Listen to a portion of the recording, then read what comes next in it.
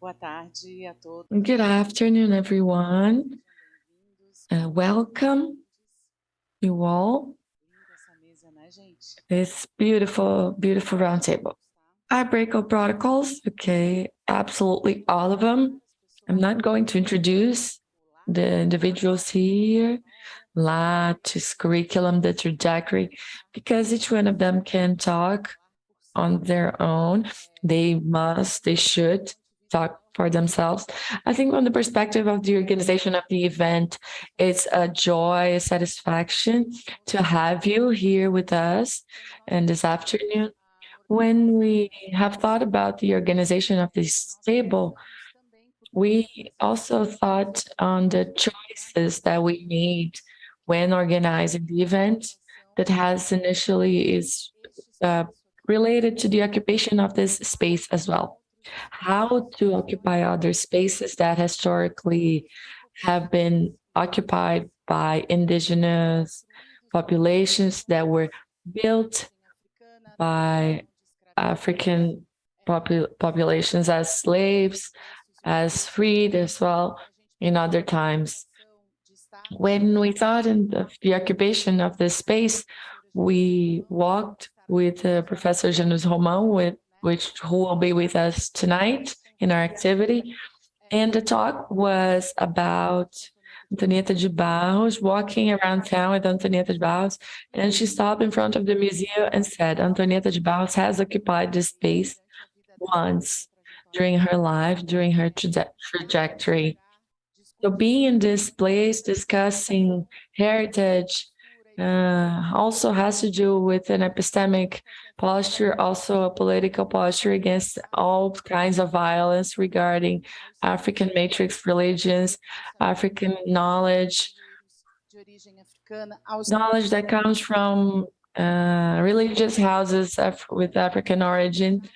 And I also have to mention that it has to do with the fight of the Black movement in this town to define the occupation of the school Antonieta de Barros, the restoration and its transformation in a memorial for Black people in this city.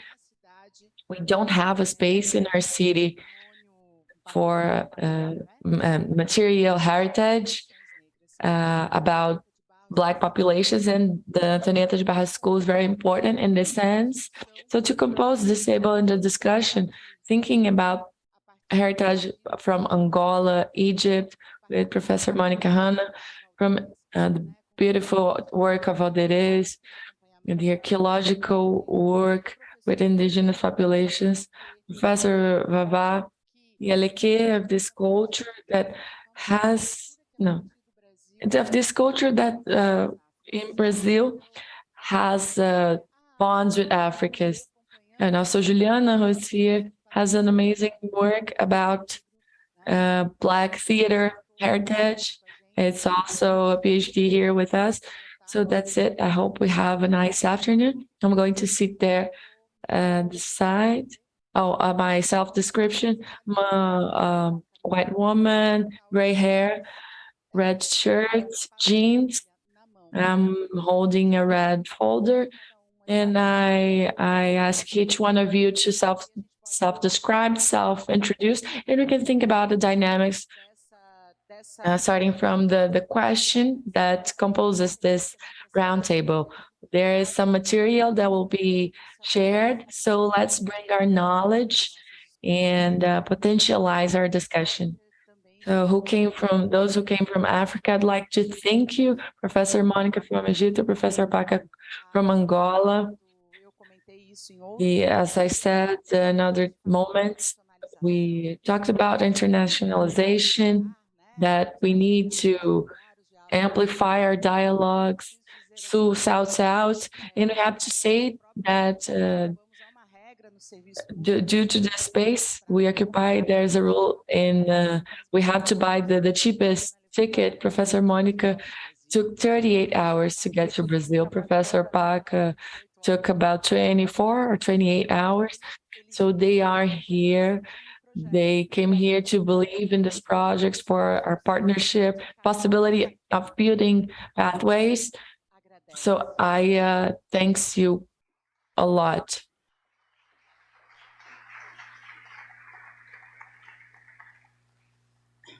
Eu vou tomar liberdade. Well, I'll take the liberty of yielding the floor to Iyálorìṣa. Can we start with Iyálorìṣa? And each one from her, Professor Paka, the eldest, come here. So you introduce yourselves. Okay, so we'll start now. Okay, so here is the microphone.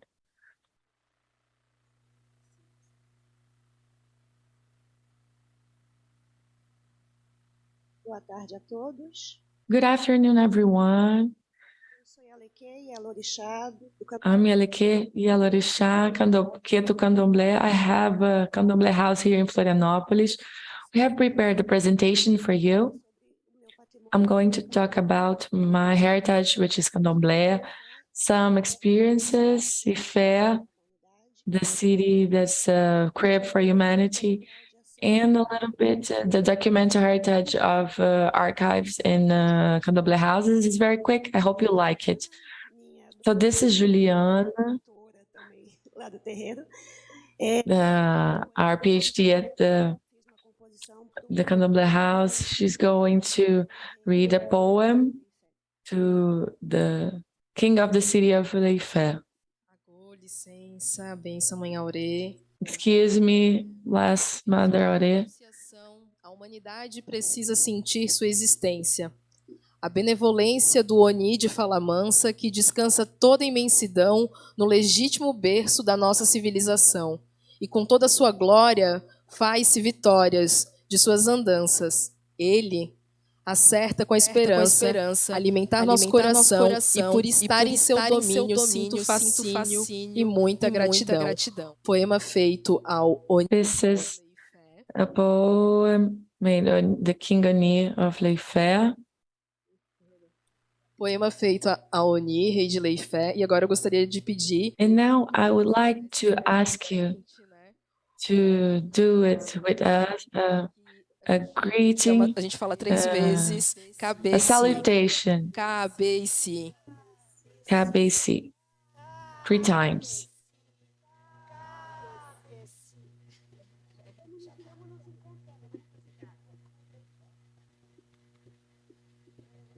Então, okay. A apresentação da Iyá, So, Adriana Iyá's presentation, Adriana M, Rodrigues, Iyálorìṣa do Iyálorìṣa Omo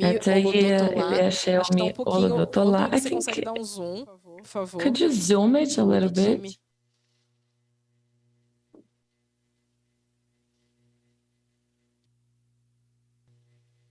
Pra gente poder acompanhar o que está aparecendo nos slides. So we can take a look at what the slides.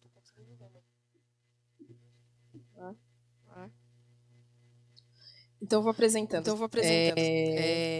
Iyálorìṣa do Iyálorìṣa Omo conhecido como Palácio de Airá, Candomblé. As known as Airá Palace. With a degree in archaeology in the Federal University of Santa Catarina, religious science in the University of São José. She's the president of Afoxe Omo IFA in Santa Catarina. She's the author in the book Epistemologic with the chapter about Oxaguian, which was launched in 2022. Author of the guidebook Axé. Yes, we have a heritage that we have here. It's a free distribution for this one to get to know the material. She's going to talk about the heritage, the immaterial heritage of Candomblé. Thank you, Jimmy. So, author of the guidebook Axé, the preservation of documental collections of Candomblé houses published in São Paulo. Menção honrosa pelo prêmio Elizabeth pelo prêmio Aldir Blanc, Award. She's the president of the Odoiyá Institute, where she develops the social and cultural projects like Let's Feed, to fight hunger, enchants, knowing and doing Candomblé, ancestors care in Candomblé houses for women victims of gender violence, Leifé, Symphony with African diasporic frequencies, and the presence of Iemanjá at Campeche. Pouquinho da nossa trajetória. Pode passar. So this is a bit of our trajectory. Can I skip? So I'd like to thank Valdemar. So we're here today. Obatala that created us, the divinity, Yorubana has created us. Iemanjá, the masters of my existence. Orumla, the master of our destiny. Issue that allows us a nice meeting in this crossroads, and all my Ori and everyone that are here present. So I'm going to talk about my heritage, which is Candomblé. My speech has as main point the knowledges and the deeds of my belonging. Candomblé is the African Brazilian manifestation. It's a baseline of. So this sustainment is in our belonging, the way we live in society. We are identified, those who Candomblé, our clothes, our ways of living and being. That's what I talk in this slide. We can teach that we are the most Afro-descendant country in the world, and the Candomblé houses were, and they are a resignification, acting in perpetuation of African belonging here in Brazil. This is a video. We washed the entrance of the palace before the Olojo, which is the biggest festival that we have in Nigeria, in the city of Ife. We did washing in front of the palace for the king to be able to come out so that this could be manifested in the streets. And we participated last year in this washing as Baianas from Afoxe Omo IFA, also taking a bit of our culture. So this is a very short video for you to see.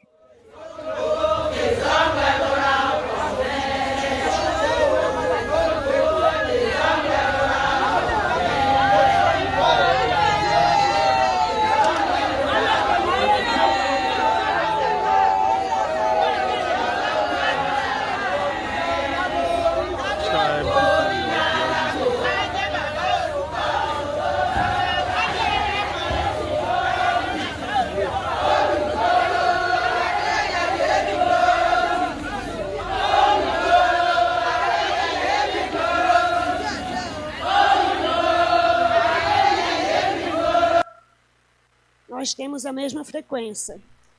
Se encontramos em segundos, nós com as anciãs, naquele instante a gente já pegou como se dançava, como se cantava, como se embalava.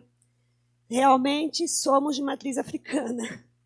É muito maravilhoso viver essa experiência lá e saber que a gente tem muito aqui no Brasil. Passa o próximo. A compreensão geopolítica tem relação com a construção política a partir das relações de pertencimento e de cultura de um patrimônio. Coloquei a gente ali dançando na lavagem, né? Porque a gente tem realmente esse mesmo pertencimento. Eu acredito que todos que chegarem na Nigéria, que foi o país que eu fui, em algumas cidades da Nigéria, vão sentir um pouquinho a pertença de ser africano.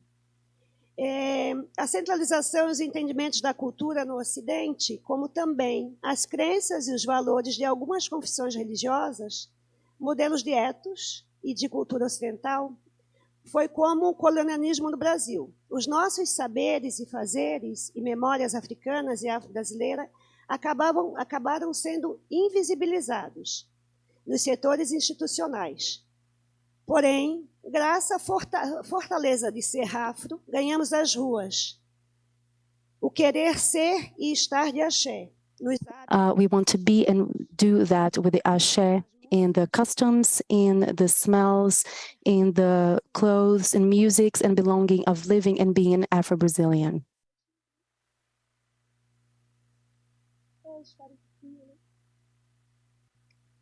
Aqui é o Batalá. Here is the Batalá, the deity that created us, in front of this temple of Obatala in Leifa, in the city of Leifa. Aqui eu juntei minha pertença, tive o privilégio de Here I have this belonging of mine, and I had the privilege of searching for this human origin. E o povo urbano acredita que nós todos. And the urban people believe that we are all Omododua, we are Omo IFA, where Obatala, the divinity that created us, it came down to create all of the beings, and Odudua created the universe and all the elements. Here is an Odudua image in the palace of Ile Ife.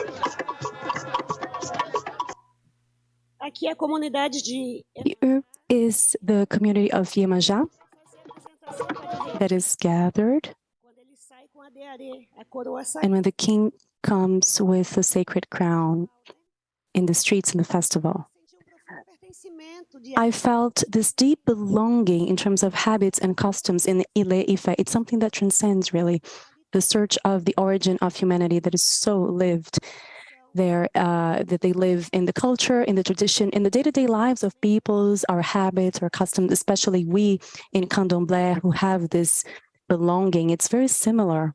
The care with seniority, the care for the elders in Africa, this is very much so. And we in the community of Candomblé and in communities of Ifa, we have that very strong white hair. Those with white hair have their place in the world. The appreciation in terms of the beauty, I always tell the story that Angeli likes to listen to. He's also from our home. I was very much impressed and happy. The seller of garlic was dressed typically very beautiful from 9 a.m. to 6 p.m., just like the clothes of the king inside the palace. This nobleness of being African, this custom of being African is because he's able to stay, even though it's earth, the ground is earth because there's a lot of trade in the streets of Africa. But you're always going to see that beauty in the clothes and the beauty of being sons of kings. You see, since the person who's selling garlic until emissaries from the king, you see that often, regardless of social class. It's very interesting. It's beautiful and impressive for us to tell here. Aqui é a princesa Iyálorìṣa. Here is the princess Iyálorìṣa. She is regarded as the princess of the Aje divinity, the deity of prosperity. She is a woman who's an entrepreneur. She also has a lot of social work, many actions, but she is an entrepreneur.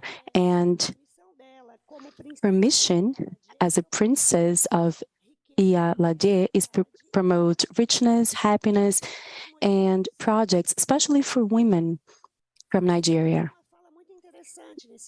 She talks, it's very interesting. This is a homemade video because, you know, that's how we do things with our research. You know, we would just film it right then and there with a cell phone, but it's an important video.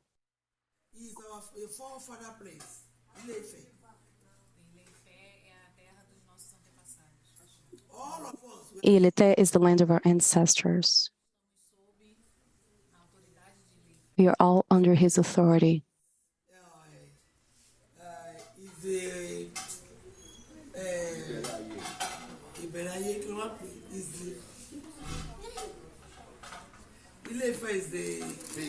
Is the cradle of humanity.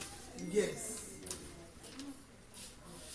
Is where the work comes from. That is the real one. Ilé-Ifẹ̀ é o base civilização. And Ife is the basis of civilization. You go to anywhere at all. But this time around, you go to everywhere. Aquela época que vocês venham, vocês não foram para lugar, mas agora vocês vão para todos os lugares. Now you go to other places. You go to where Okun, the real Okun, vai para o fonte do Okun. So you go there and you come back. Vai para Agê também, lá no Ifé. Base do Okun, Iemolu, Oxum, tudo. Oxum, Iemonja. Oxum, Iemonja. Sábado é esse festival do Iemonja. Saturday is an ancestral day. Around to witness Iemonja festival. Iemonja festival. E agora vocês vão Thank God you are here now festival de Iemonja no sábado. because of the festival of Iemonja on Saturday. Vocês vão gostar de Ilé-Ifé muito. You will really enjoy it. And we want all Yoruba people in Brazil to come back to their father's land. A gente quer que os Yorubais no Brasil. We want Yorubais in Brazil to go home here. Aqui eu sou mais de vocês. Here I am more of you. E essa volta para casa And this return home that Yatie speaks of, the king also says that to us. Oni speaks of that. All Ishoro, all of them, they consider us children who left em outro local e que and were raised in other places, and they returned home to Ile-Ife.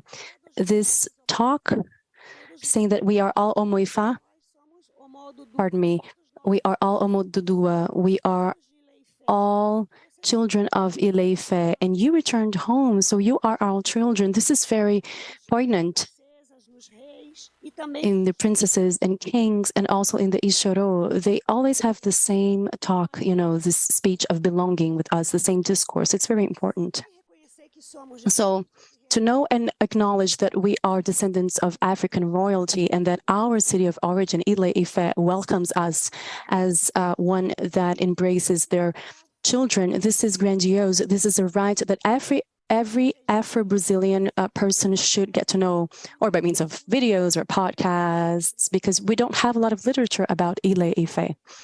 We have a project. Afterwards, we're going to have an ebook. It's about to be launched, but with a little bit of research. And to speak of that, this locus of enunciation, as the academia in the West have by habit defined, actually it's nothing more than a place of origin, a place of human origin that has not lost its cultural identity, even with todo o mal que a África sofreu. all of the evil that Africa went through and that the enslaved peoples have also went through. They did not lose their cultural identity. We see 8-year-old children teaching the Tanjifa, and we see elders, 100 years old, teaching the same Itan, in the same talk, in the same dialect, and in the same pace. It's very interesting. Também acontece com nós no Candomblé. And it also happens to us in Candomblé. Resistiu às Our ancestry resisted the foreign formats in terms of the preservation of traditional culture, and it is by means of the spoken word that we keep yesterday and we reach today. não ficou muito bem, mas é Here, it's not so clear, but it's an image of a market in the streets of Ile-Ife. This is a market with all of the fruits, everything that they sell. They pile things up very neat. da estética. This culture of the aesthetics, of the beauty, to make everything beautiful, that's ours, and it's African. So they, since Comerciante africana que vende a laranja, the African trader who was selling orange, we have a few images of that, she puts that on her head, and she does that very neatly, They don't do that just haphazardly. And I thought this was very beautiful, this image from the yam market. já vai So here, porque we can put another slide, because it's this sitting down on the floor with a priest of the temples, Isoro, and Honori, the king of Ileife, and to resume our existence, you know? It's fantastic. The natural senses of ancestral memory of human beings, they're triggered, and naturally, they find the knowledge of being and feeling and being present there. That's what I was able to observe as well. And so Ile-Ife has an attribute of being the destination of the Afro people of the world and of Brazil. And Oni, the king of Ile-Ife, is the forward of a reference for us. Aqui é o Ixorô de Ossara. Here is Ixorô de Osama. Filhos do Dudu, que é mãe do Combi. The sons. Ele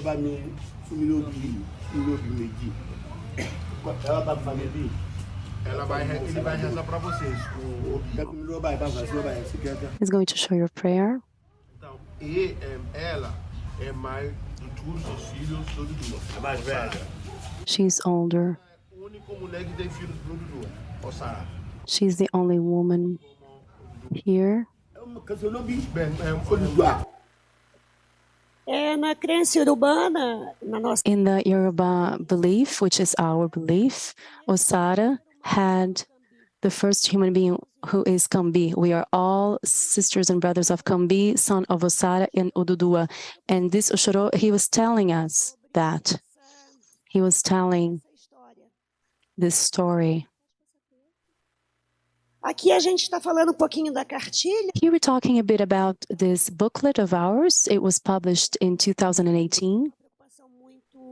I have a serious concern with a document publication, collection of work of our house and media. So we came up with this booklet called Ashe. Yes, we do have a heritage. So this is conservation of the collection that's personal and also from our House of Candomblé that we wanted to publish. So you can take a look at it because you have the booklet, and if you need any help, you can call us. Here it's in Olojó, the group from Brazil with Oni, who's the one carrying that piece over there in front, and the Queen during this Olojó festival, which lasts 6 days. It's fantastic. E aqui eu apresento para você. And here I present to you Mais precioso patrimônio. my most precious heritage, my mother of Saint Mãe Beata de Iemanjá, and she left in 2017, and she is Keto, Orixá of Candomblé. She is from Bahia, and she has the house Elime Ojoro, which is our matrix house in Rio. I hope you enjoy the video. Thank you so much.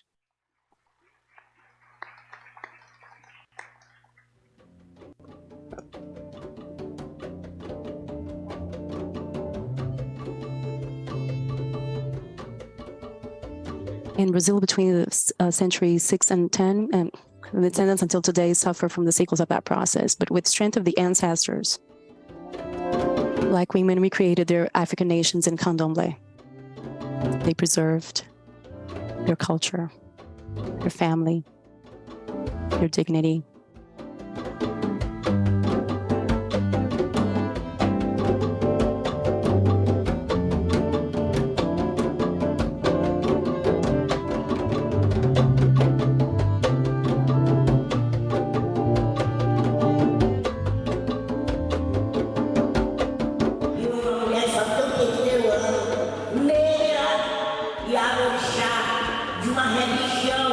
I am a Black woman from a religion that was brought to Brazil. We are the builders of this nation, the African Black people who came here. Water Crossroads, the life of the mother from Iemanjá.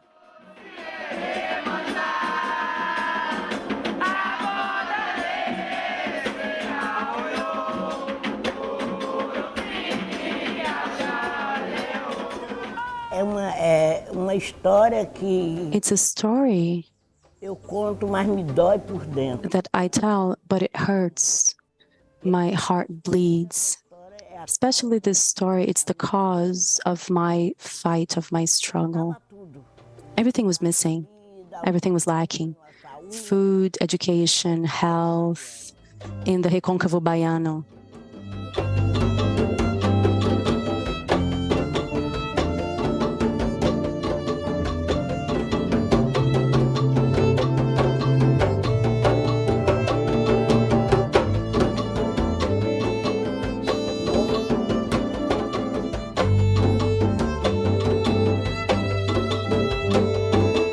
At the end of the 19th century, her grandfathers were kidnapped in Nigeria. Only one of the girls survived. They were all separated and sold to sugar mills. She was born in 1931 in one of those mills, still as sequels of slavery.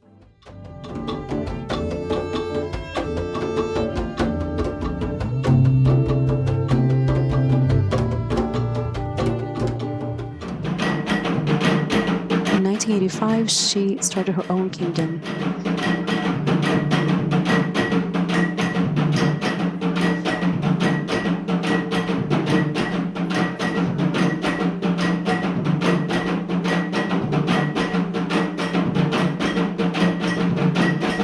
Estou oferecendo todos esses diplomas que eu tenho recebido. Não são meus, são de todas vocês, mulheres. You're all Nossa nação brasileira. women from our Brazilian nation. Nação que dá valor a quem This sua guerra e não dá valor. nation that we have. So her small little Africa persists and resists.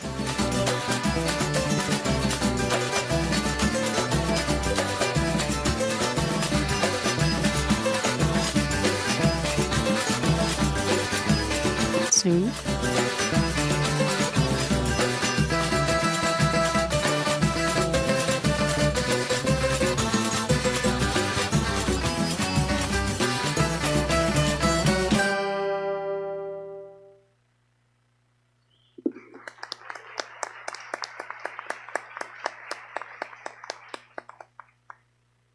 Obrigada, Iyá. Vamos passar a palavra. Thank you. Yeah. Now I pass the floor to Professor Paka Massanga.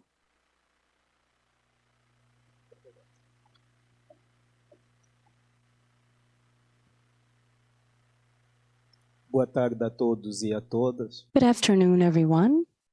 Começo por agradecer I begin by thanking Professor Claudia and Professor Luisa Tomini for the invitation, and I'd like to congratulate you for organizing this event that goes much beyond the expectations of those who are following us, and also us who were from the beginning thinking about the program and the activity itself. And I'd also like to greet those who are watching us from different parts of the country and of this afternoon. I'm a man, a Black man. natural de Cabinda, I come from Cabinda, Angola. I'm a part of this ethno-linguistic group from Nigeria and Kordofonian, as many of you call Bantu, from the ethnicity Kikongo, Makongo, Mukongo. So in me, there are several identities, and I build them every day in my dialogue, regardless of the place in which I speak or of the place in which they question me. My hair is not common for the places many times in which I introduce myself, especially in Angola. I'm a professor, and I'm also an attorney. And for example, whenever I go to a meeting, I have something to do. In law, people are scared because they always hope to see an attorney with a beard, well-groomed and hair cut, and sometimes with a tie and a jacket and all that. And here I am wearing African clothes, red, with a few borders, as you call, with few images, but it's on purpose because November 11 is the date to celebrate the independence of Angola. And the colors of our flag in Angola is red and black and dark blue, but it's almost like black. And here I'm also representing Angola in my presence and in my talk. And also shoes, black, pants. We say in Angola khaki pants. I don't know how you say that in Portuguese. It's sort of gray or cream. I'm not very good with colors. Very well. The challenge is to think and speak here, but also share what we've been doing in terms of research. Everything that we went through and that we challenged, because I studied in UFSC, in this Federal University of Santa Catarina here in Brazil, where I had a PhD in history. And at this university, UFSC, and for my doctoral thesis, I wanted to think about heritage. But to think about heritage and memory and identity, I was intended on understanding heritage and what is the affinity that this heritage, that many times we call a national heritage, has with different people, and why Angola, because Angola is not only constituted by one people alone, because for those who study the history of Angola and know a bit of Angola, Agostinho Neto, Angola, one only people and one only nation, Agostinho Neto said, but you notice that Angola has many ethnicities and it's multiracial. So how does this national heritage reverberates or represents everyone, all of them who are identified as Angolan? So I noticed that there is what we say an established heritage. And based on this established heritage, we establish the ideas and the values of the nation state.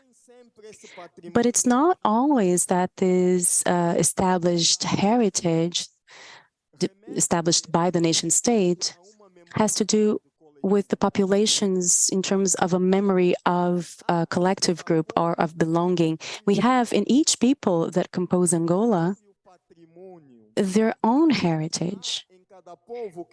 There is, for each people who compose Angola, there is their own memory. And where are these memories? In the syllabus, the program of history in Angola, where are these memories as parts that compose the constitution of these peoples from Angola? So I tried to define what I was going to do in my research, but I also noticed that heritage, when it is appropriated, it makes this feeling of belonging that is born in the communities, and that constitutes what we call social memory.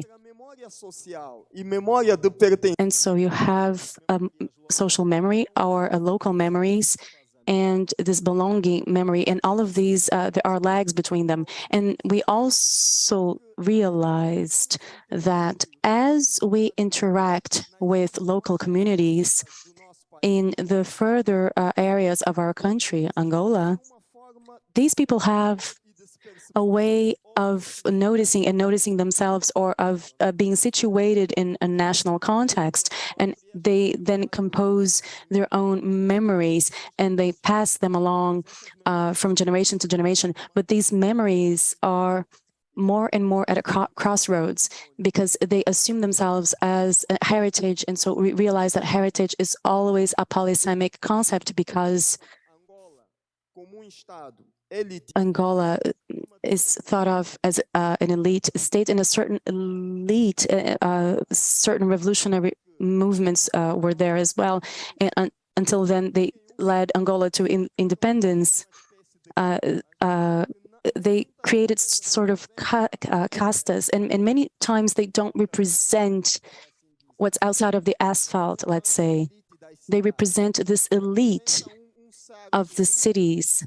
They represent a certain group, and what must be taught in the history of Angola and what is heritage for Angola. And we're also going to find there that these heritages put in several places in Angola, many of them, and starting in the independence, many of them were classified. The term for Angola is to classify, and Brazil says they're regarded as it's different. And we are going to realize that many of these heritages that have been classified in Angola, they can be doubly identified. Que, como muitos dizem, eram para serem todos part of these heritage should have been destroyed because they represent and they perpetuate the presence of the colonizer and the superiority of the colonizer, the white colonizer. And on the other side, we defend, and it's many people that even though this heritage have as its surface the idea of representing the settlers, but they were put together by Black women, men, local people, and there is the blood of our people there. That's why we need to own them and be empowered by them. And when we're empowered by this heritage, we create a new narrative of resistance, but also a narrative of affirmation from this place. And many populations own these places and make them a species of ritualistic sanctuaries. Where I will say, when I went to Ponta do Padrão, which is where where there was the embarking.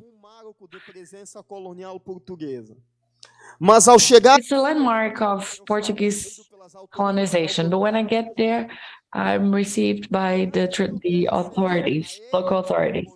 And before I have the access of a determined monument, I'm submitted to a local ritual where I say the local term, the diduk or the baculo polve, they will blast me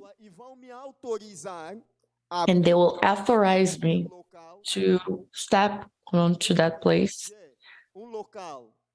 That is a place where, if I look from the outside, it's a landmark of a colonial presence, but they have re-signified that as a place of ancestrality, because there was a contact between two cultures, a culture, an European culture that meets and is received by the local ancestors, and the lie of the is there. And when you say in the local language, macuco matado. Actually, they re-signify that as a presence of 3 stones, and just 3 stones in ancestrality will have a kind of analogy if we think Father, Son, and the Holy Ghost, because this religious syncretism, the African syncretism, has reproduced with several elements of Christianity and other religions of African matrix, as I have realized. But it is interesting that this colonizer narrative is not the narrative that these people tell. They have one or another narrative that make us realize that there is an empowerment of these people from these places, and they require the necessity for them to also be part and constituents of the thought history of Angola and in Angola, and also outside Angola. So this heritage that most of the time seems to be mute, but heritage, they carry the soul and the spirit of the local people with ancestrality and how they are conveyed and resignified at each generation. And there, I realized, as the Altuna, Priest Altuna says and describes really religiousity of Bantus, opposite of what people think, that these people have no religion or spirituality because a civilizing mission has talked about that, is evangelizing and civilizing these people. But on the contrary, they found a divinity and a spirituality very strong in these people. Because in our local languages, for example, Kikongo, we find the term God, Zambiampungu, God, Lord Almighty. So there is a presence of spirituality and religiousness. And when we convey the value of this place as a heritage, that must be owned. We also get to the transmission of this spirituality, the ritualistic, as we have seen in some videos here. So this is a gift. Dance, invoking the ancestors. Bakulubansi are intermediary entities between God and man. For example, the warm-up of this meeting, Professor Reese talked about these entities that have a feature that makes them a little bit different. And in our cosmovision, they represent divinities. And that's why they reincarnate in beings and they come with a certain difference. For example, me, I am a twin. So when, for example, a twin, and when you make it a death ritual, is different. Consideration in my family, in marriage, when the child is born, there's always a certain ritual, and the owning of this ritual and the transmission at each generation, when we question these places, so feeling and transmission of spoken word that we own and empower from this heritage. So talking about heritage, cultural, historical heritage from Angola is necessarily intertwined with what we call crossroads. Because there is a look from there to here, and there is a look from here to there. And these disputes, these constant disputes, allow that actioning several agencies of belonging, these several people can reclaim their places inside the history of Angola, reclaim and reaffirm their identities in this cultural mosaic that is pluriethnic, that is plurilinguistic, and is multicultural. Thank you.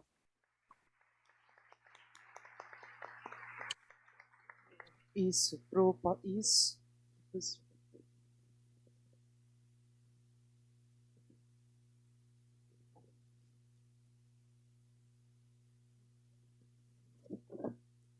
Boa tarde a todas. Good afternoon, everyone. My name is Valdemar Lima. I'm a professor of the museology course at UNB. I'm a Black man. I have curly hair, a gray beard.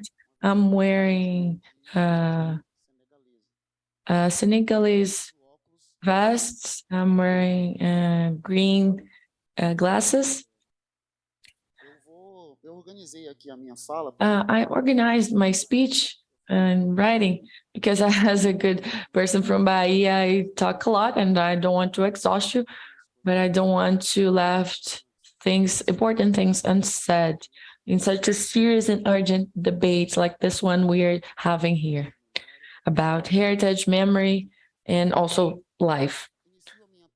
So I start my participation asking the elderly to excuse me physically and also in solemn memory, and to everyone, all of you, to propose an anti-racist education, to talk about heritage and memory, understanding that I have an ancestral responsibility to act and incite people to act in ending racism, understanding anti-racism as a duty. I want to thank the presence, the shared presence, or our shared presence, Ms. Iyálorìṣa Adriana, Mr. Professor Dr. Joaquim, Mrs. Mônica Hanna, Mrs. Valdemar. I don't know if I pronounced it all correctly. And also our dear Professor Cláudia Mortari here mediating this roundtable. I'd like to thank Aya, the Post-Colonial and Decolonial Laboratory Study tied to the graduate program of history in the State University of Santa Catarina for the invitation to participate in this event, which role as an insurgent space of knowledge compromised with life and freedom of thinking. And I congratulate the organization of the second International Decolonization and Post-Colonial Meeting and this amazing team, strong, that allow us to enjoy this event. I understand that this meeting is going on under the hope of a better country, under the sign of love. And how can we think about heritage and memory from different geopolitical space and locuses of enunciation? The Brazilian state, whose our relations are structured from races. So keeping heritage and memory come from a modern colonial structure of modernization to groups that are not identitary. So heritage and memory are no doubt battlefields, spaces of dispute. So I propose the anti-racist education for heritage as a tool for resistance and resilience, epistemological, political, and in dialogue with the pedagogy of Crossroads, proposed by the Professor Luis Rufino, which bring the concepts of crossing as a reivindication of non-purity of the effects of the mouth that eats it all, and the breach knowledge, those who operate in the borders and the gaps left by colonial powers, as said by the Professor Luis. And talking about the art educator Denise Greenspoon in her work about education for heritage that talks about a group of possible mediations that propitiates reading and mediation of an environment, objects and collections in museums and other cultural assets, stimulating people to exert their, and I quote, citizenship and social responsibility of sharing, preserving, and valuing heritage with excellence and equality, end quote. I'm also anchored in the experience of the social use of memory by the Street Museum, an initiative proposed by the museologist and artist Júlio Abiwakahara, whose memory we salute, who intends the strengthening of subjectivities from the sensitive education of people's cases for themselves and for their knowledges, feelings, and doings. I understand anti-racist education for knowledge as a permanent process, systematic process of education work through which insurgent groups collectively would invent and use the cultural heritage that is identitary to them. And through the social use of memory, more than knowledge, they will produce senses to their existence, produce life. In anti-racist education for heritage, uses a pedagogy of asset fruition, learning doing, cultural interculturality, and cultural health. Learning by doing is understood as a principle of decolonial pedagogy related to knowings and doings, having education as a process of teaching, learning to and from life. What occupies with the social referential human development, difference as the right, the social advance, and last but not least, social culture, nice living, as say the Colombians, especially people who try to be subutilized and can benefit from the joint community living, and a stimulation for these people to face the racist oppression and defend quality of life, and I quote, in which the catalyzing affection, high self-esteem are base fundamentals to obtain whole health. These are words of Professor Luiz Helena Fernandes da Costa. And I'm also anchored in the thought of museologist Pedro Litvin, according to whom the dialogue from the museology of health between the social use of memory and public health, culture of health that comes from actions and educational and cultural actions and projects.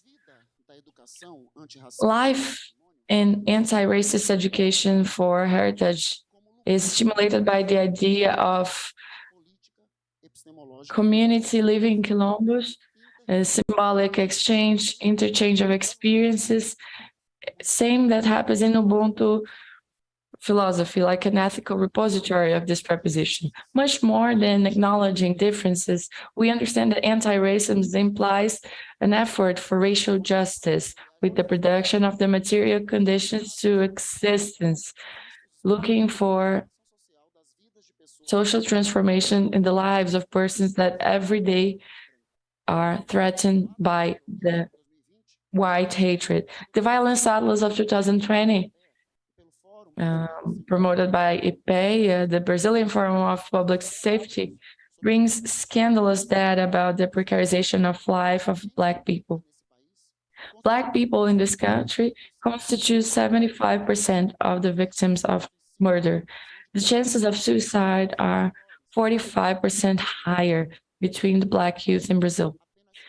In Brazil, only 7%, and I said 7% between Black people have a high school study complete. This is the data of the 2020 Atlas. So we have to work in breaches in this white monolith against the inequality of the modern capitalist project that has an effort of taking the humanity out of people who are not entered into a white supremacist, capitalistic, patriarchal culture, like denounced by Professor Bell Hooks. Anti-racist education heritage is opposed to coloniality of power, is against project management projects, opposed to this as a hegemonic power, which unqualifies people confined in the zone of non-being to submit, abuse, rape, kill subjectivities, dignities, and lives. I should conclude with my indignation of Black Brazilian educator, and I should ask, who, what is refraining the architectonic requalification of the building of Antonieta de Barros School as the first reference center of culture and education for Blackness, and who ordained the murder of Marielle? Who wants to kill the memory of Antonieta de Barros? Who wants to kill us? The fight is long, hard, but we are Ubuntu. We stay together as a Quilombo, we are together. Resistance, resilience, and those who have the courage to live, come together with us.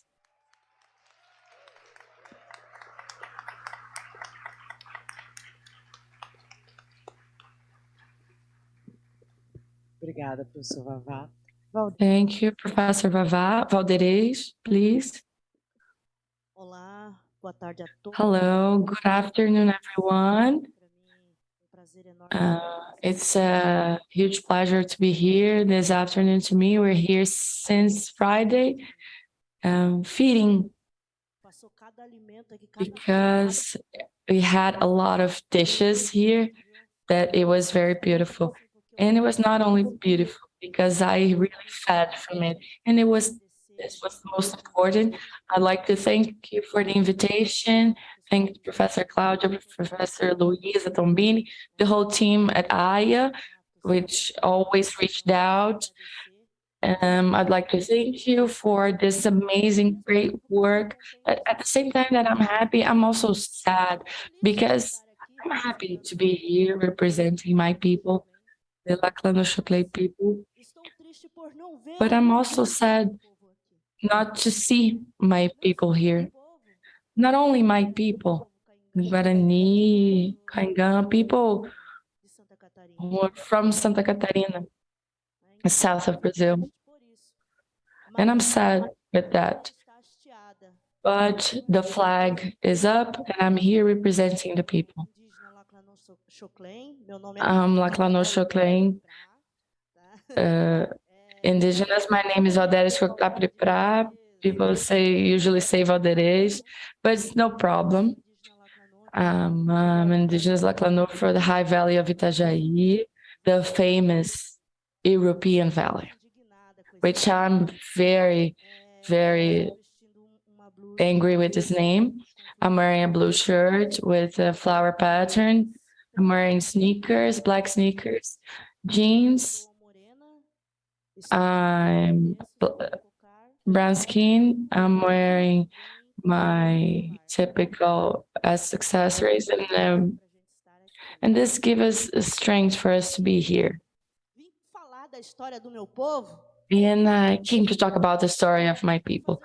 I've always get emotional. I'll do my best not to, but telling the story of the Laclano people is tell a story that is not recorded anywhere.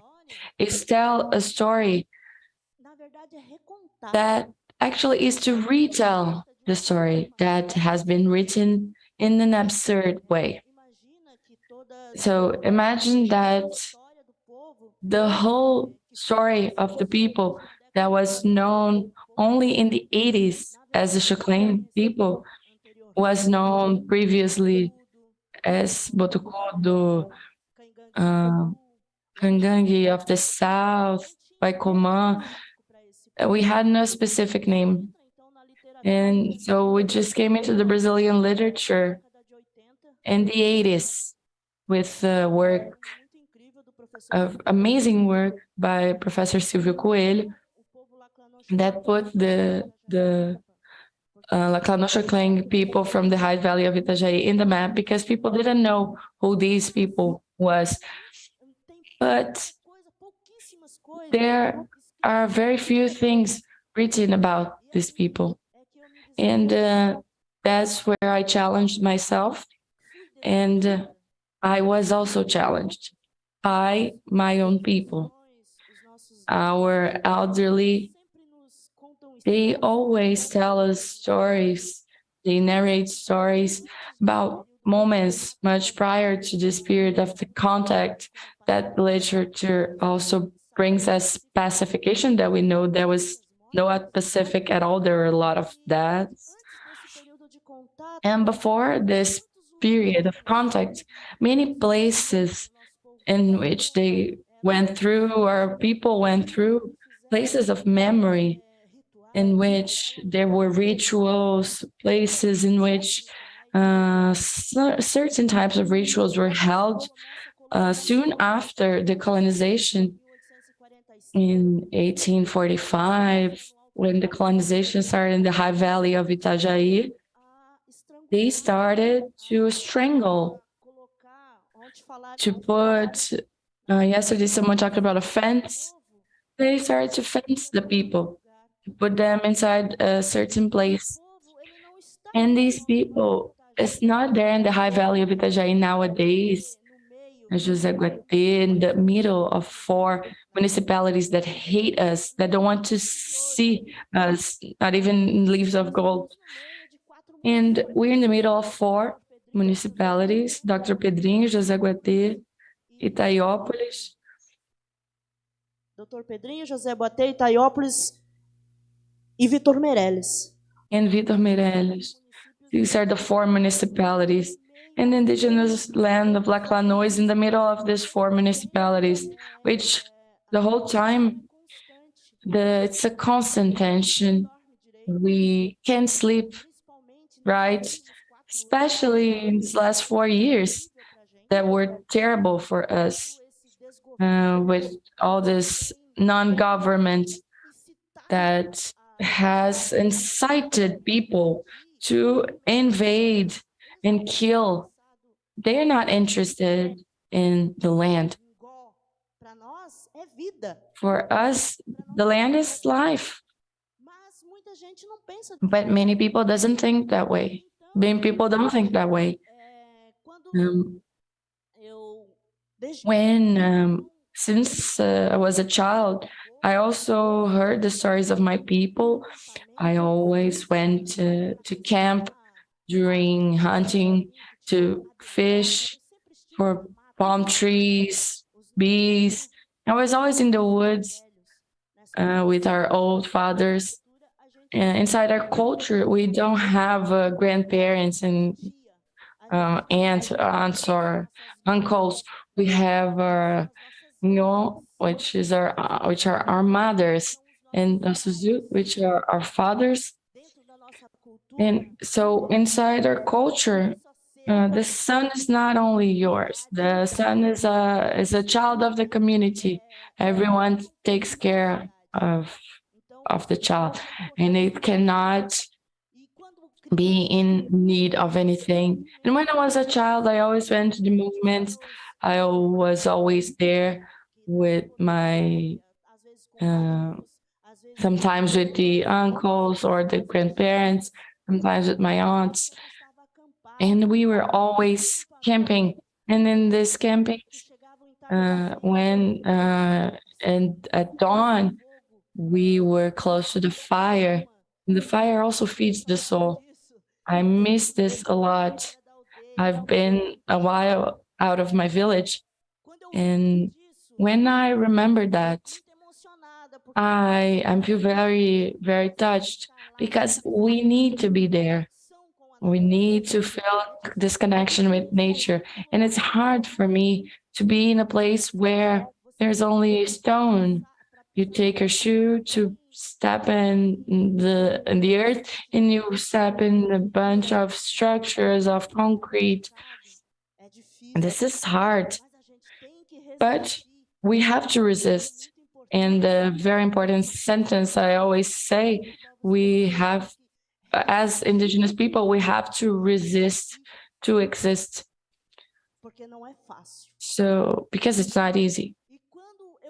And when I say that my elderly at the indigenous land, they have challenged me. It was in a moment in which we were at the cultural center at our indigenous land in my village, Laclanó, the Gugil village, and then we were talking. I'm a professor as well. I forgot to mention that. And in the middle of a talk with the elderly, the community, one of the elderly, he said, so they call me Copta in the village. He said, Copta, the work you develop in our community is very important. But people, the non-indigenous people, they never come to the indigenous land to see this work. And we would like you to take this work there. And they need to know. So I said, Congo, I would like to be here. And we started to talk, and the other elderly started talking about the importance of us being in the academia, because our fight is constant. People try to kill us at any cost. And nowadays, they try to kill us through a signature. And if we don't know this code, which is writing, speaking, this society is going to end us. So I remember yesterday when one of the speakers said that he had a phone, he learned to speak. Even this morning here, Edson said that, when they start to study, people start looking at us in a different way. No, I can go back to what he said. I can be who you are, but not stop being who I am. I have to learn because I have to go back to my land to help my people somehow.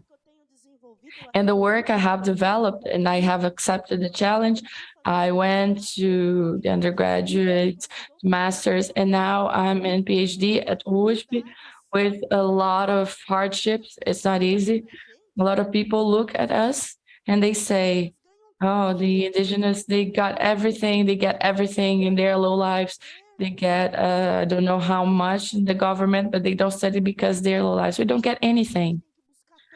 We have to search everything for everything every day to be able to get it. I went to São Paulo. I slept 2 days under a tree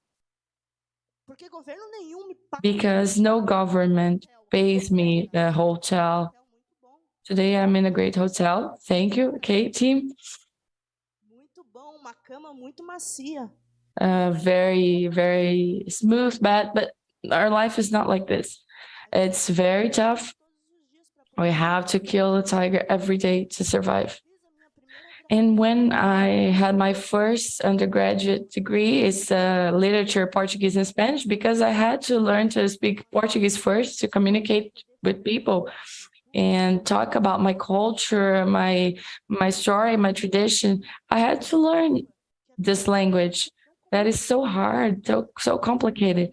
And we have to every day think about it, so not to say anything wrong.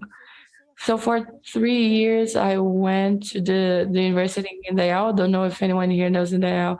Went to the university, in there for 3 years. No government has paid for my study. I paid it, me and my mother. And me and my mother, we slept at the bus stop so I would be able to study. Do you know what it is to sleep in your mother's lap in a very cold night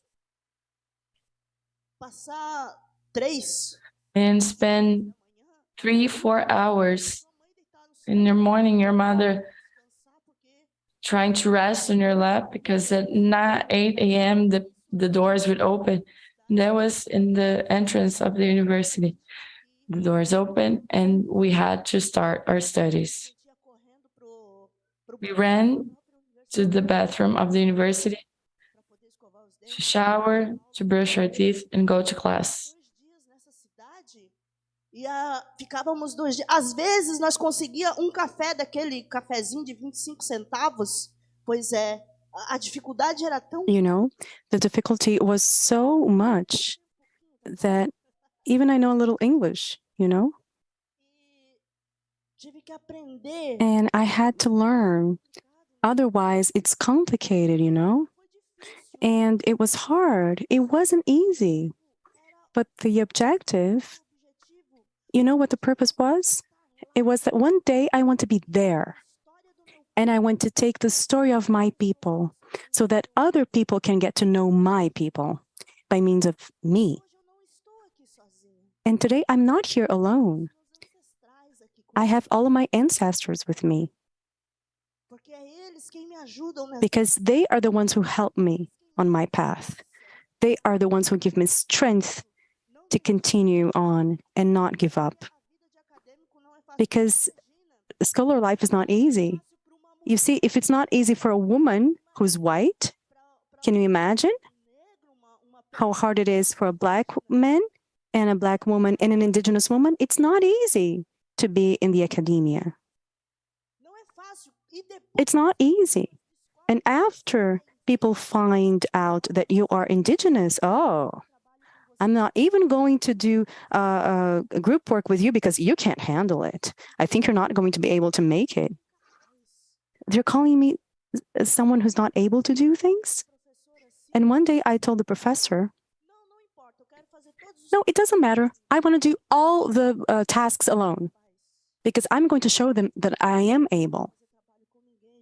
I don't want to do jobs with anyone. I don't want to do the assignments with anyone because nobody wants to do assignments with me. And no problem. But I'm going to show everyone here that I am able. And I started to do the assignments and to show them. And then everybody applauds, you know, like, whoa, wonderful, Valdemar. Oh, Valdemar wrote a dissertation with telling the places of memory for her people, and she even won a recognition of excellence in her master's degree. Wow, that's amazing. But did anybody help me? Only my people did. And I owe them a lot. A lot. I owe them that. My elders. My children. I have 3 kids, 2 girls and a boy. They are in the village together with my parents, with my brothers, with their parents. They're all parents there. They're there. I know they're being taken care of. And I know today, thank God, even if many can even judge us, but this technology here has helped us a lot. I am able to talk to them at least every night. I'm able to talk to my children. I'm able to talk to the elders. And my job here outside is to tell the story of my people, to tell those stories, those places where they went through, because my people lived here in the coast. Here, Serra do Tabuleiro, it was a place where we had ceremonies. And those places are the ones that I'm being recording. And this is not written. It's not written. If you get Palhoça, you know, those are places where we had ceremonies. So all of the stories, they're not written, and I'm looking for them by means of memory. The memory of my people.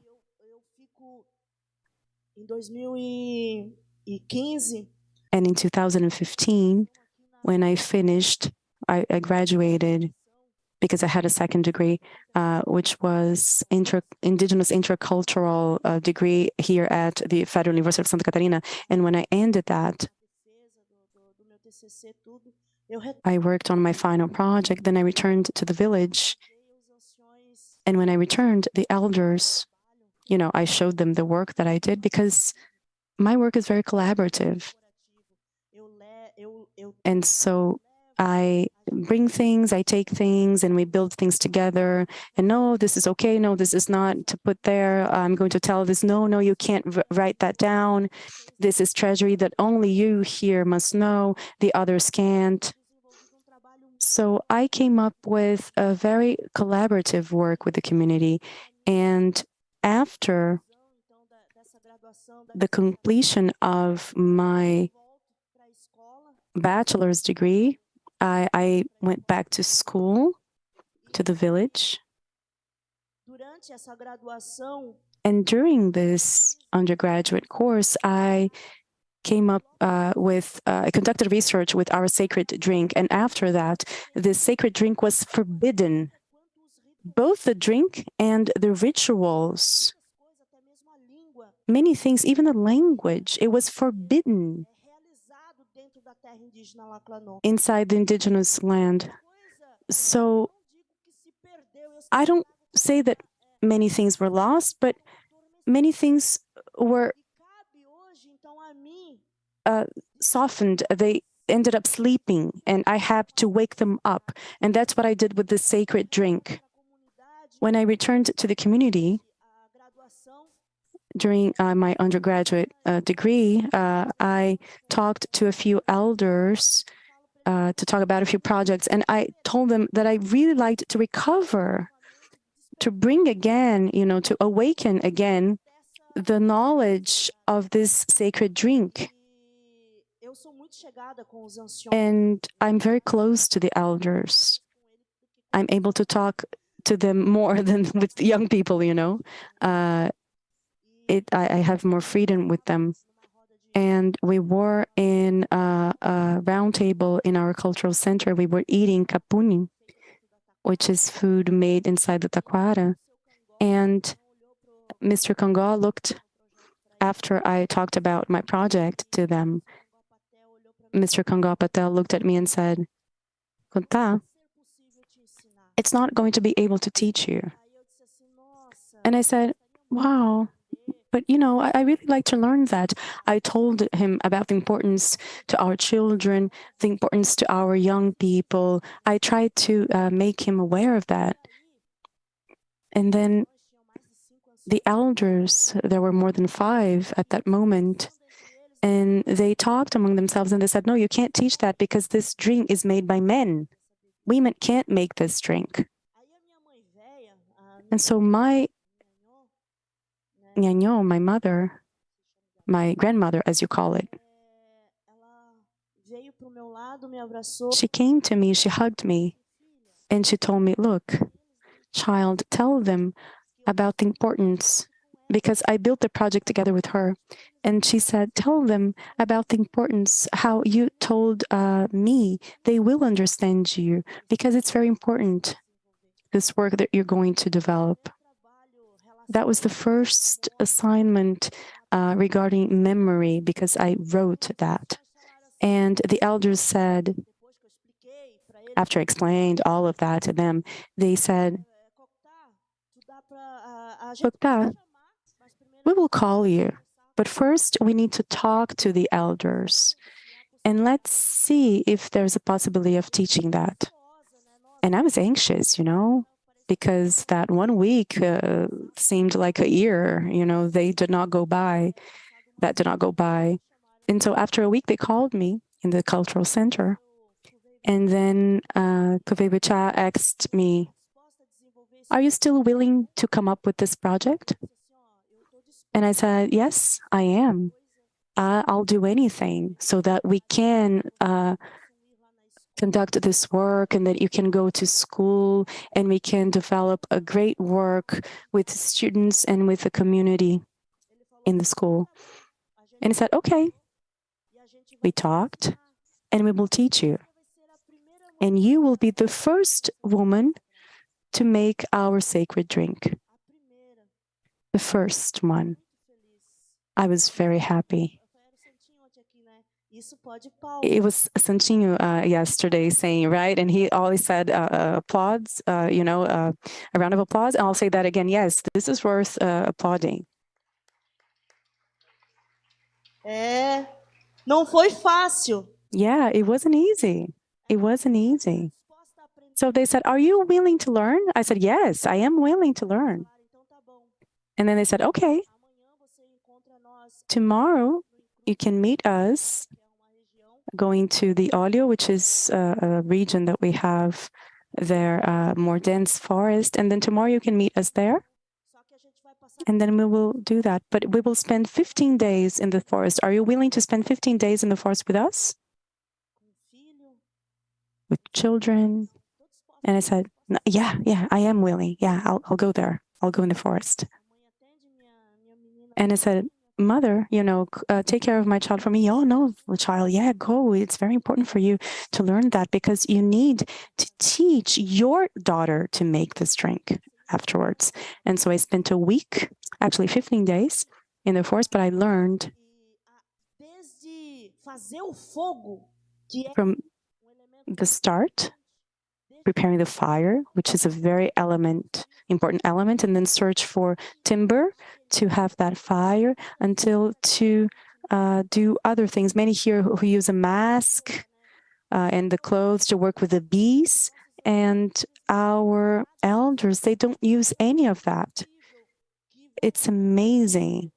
And it came to my memory that after a long time, I went back to seeing that my grandfather, my old father, he worked with the bees when I was in the forest. I was a child, but we did not give it importance when we were children. And we thought that was beautiful when the bees, they chanted and they clapped and the bees came out of the hive and they were on him. But none of them was stung. And that's amazing. And when in Kangongapate, when they started to make this ritual, and they put me in the round because I needed to learn, I was there to do that. That was the objective, right? And when he said, "Look, you have to talk to the tree." No, first of all, they needed to look for the beehive because then they did knock, knock. There's nothing there. And then they go to another tree. "Look, yes, we have that, but it's too high. We're going to have to find another one." And then another one. And we spent basically the day looking for this beehive in our knock, knock. "There's nothing here. Let's move on." And when they got to the tree, they said, "Look, here it is. Here is where we're going to do that. Let's set up camp here." So we set up camp. My old mother started to make a fire again. And I was there very attentive and looking and, "Oh, we have to do this and we have to do that." And then my old mother chanting and telling me what I had to do. And the elders saying, "Oh, come here, Kota. And look, you have to talk to the bees. You have to talk to them. You have to ask for authorization to from the tree because you're going to make a hole in the tree to remove the beehive so that you can get the honey. So you need to respect nature." The first thing, respect. And those moments were the ones in which I learned the most. It was learning that no university, I can't even express this. There's no university that is going to give me this degree. Only my elders. Because the knowledge that they have is amazing. These memories that they have. And when they were there removing the beehive, they said, "Look, Dr.ª, who was my great-grandmother, she removed honey like this, and she sang like this." And so they talked about stories from the past, and to say, "Look, if you look further, that's close to the river. That's where we used to do the ceremony to perforate the lips, and there is where you have a desire for archaeology." Because nowadays I am studying archaeology in my doctoral degree. And so my will came of searching for history because by means of a simple element, they're bringing a lot of other elements that are important by means of memory. And that's how I was able to awaken the matter of our sacred drink inside our indigenous land. And I'm very happy because today, all the parties and festivals that we have in our indigenous land, the two largest parties that we have in April, a week of reflection that we have, the month of reflection, and then in September, which is the day of contact, we have several questionings and also work from our students. Those are large parties that we have in these 2 months, and Mon is there. It was a beautiful awakening. And after I came to the university again for master's, a lot of people said, oh, I was not at the village. And they said, Dr.ª, we need to prepare the drink. And then, look, someone is going to prepare that if you authorize it. Because who has the wisdom? And the elders told me, look, you are going to be with that, and you are going to pass that on to the others. This is your responsibility now. So you can imagine the huge responsibility is not easy. It's not easy. And here in the university, many times they called me and they said, Dr.ª, are you going to be around in April? No, I won't be there. Look, we need to prepare the drink. Who do you think can prepare that? Who do you authorize to prepare that? Oh, okay, well, somebody, that person already learned how to make it, because I came up with this project inside the school. It was a beautiful work. Both the parents and the students and the teachers, all of them participated, and they learned to make the drink. So today, I'm no longer concerned with that, in terms of this drink. And behind the drink, you have a lot of other elements, because in 2016, we were able to, after 70 years, to make again the perforation of lips, which is by means of the sacred drink. We went back to making traditional marriages, which were forbidden because it's a sin, and you have the religion there and all. And, you can't do that because that's a sin. But all of this came back again. But still, we're still fighting because many cultural elements of the Kakanosha people, they need to be awakened. And today, these memories from my people, I record them. I put them on paper. And I try in a certain way by means of articles, books. I already have 5 books. I did not bring any of them because I left class and I just came here, so it was a lot of weight to carry. But I tell the story of my people in these books, but I don't tell that alone. I tell that with them. I tell that with them. So the work that I developed is this one. Today, I am going back to these places, these memories. During my master's degree, I did research inside the Lacano indigenous land, taking our elders and returning to those places that were sacred places. They were places for memory, but they could not go back because now it's considered a land of companies, corporations, private land, so they could not return. So I had to talk a lot to them to take the elders to those places again.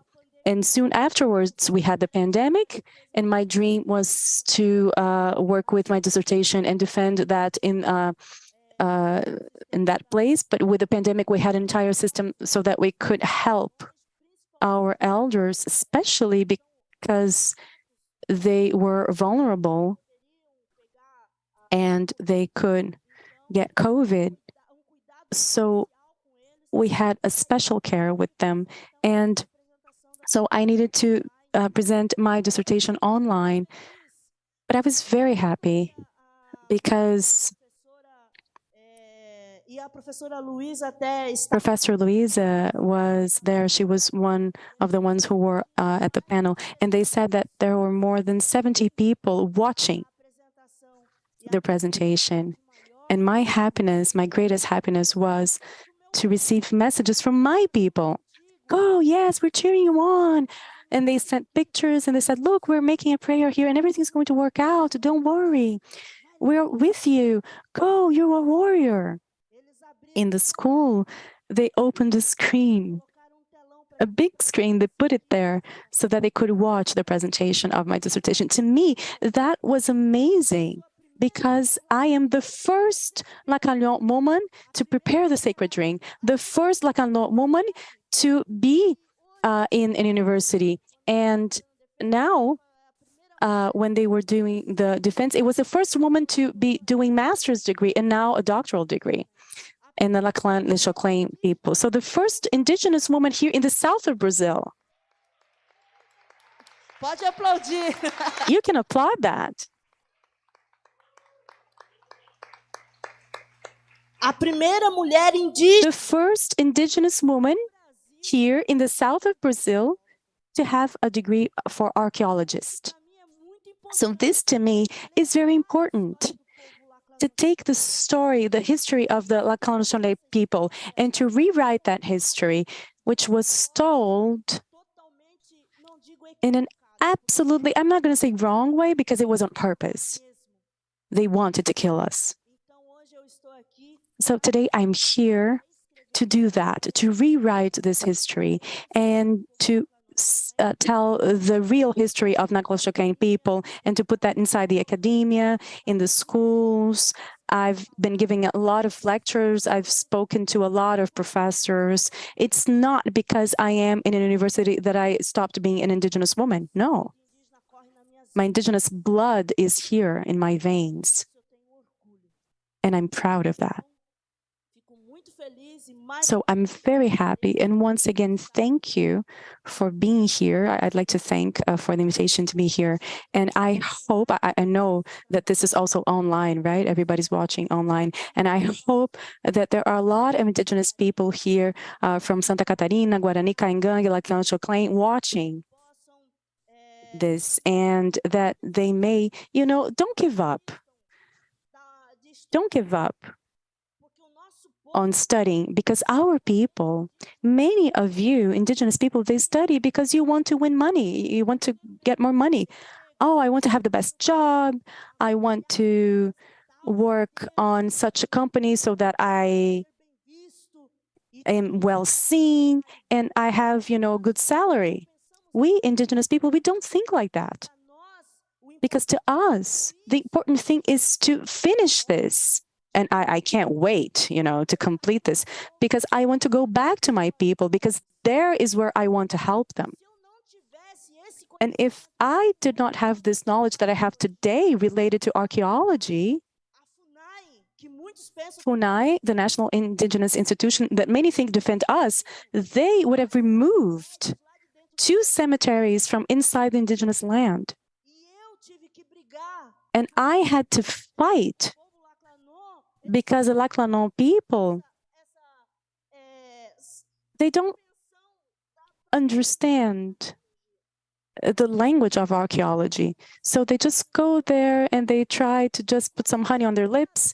And when they called me, it was my professor that said, Valdemar, I heard that they want to remove 2 cemeteries in the indigenous land. Do you know that?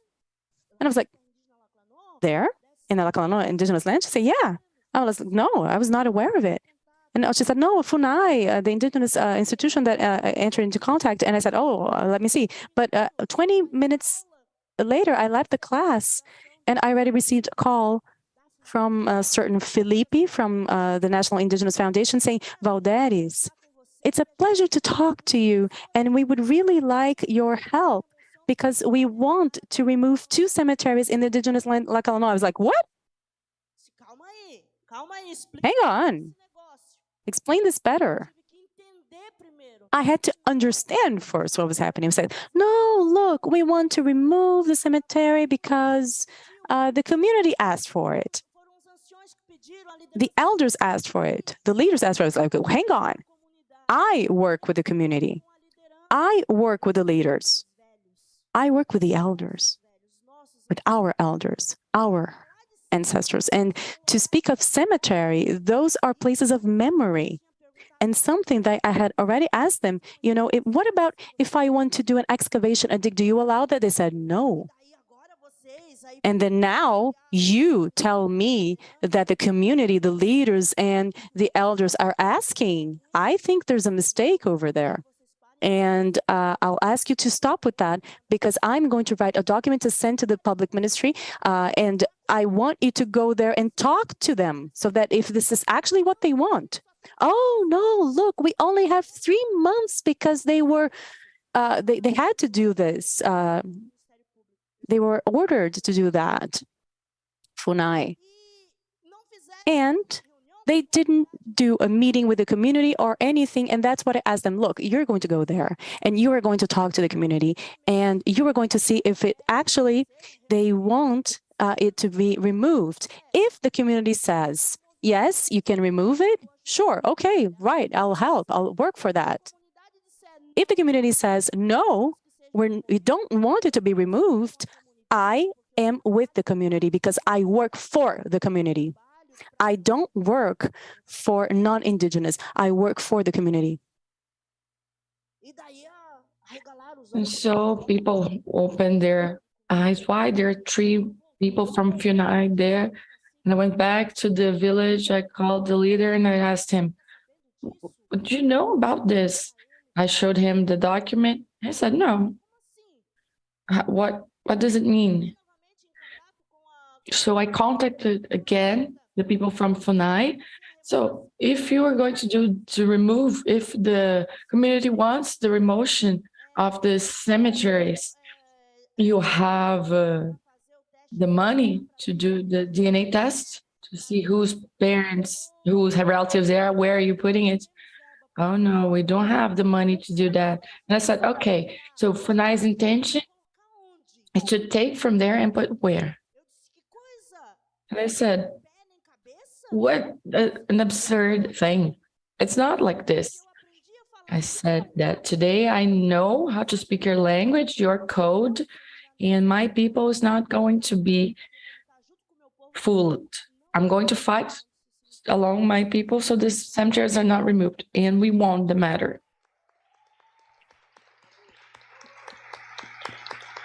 A gente ganhou a questão.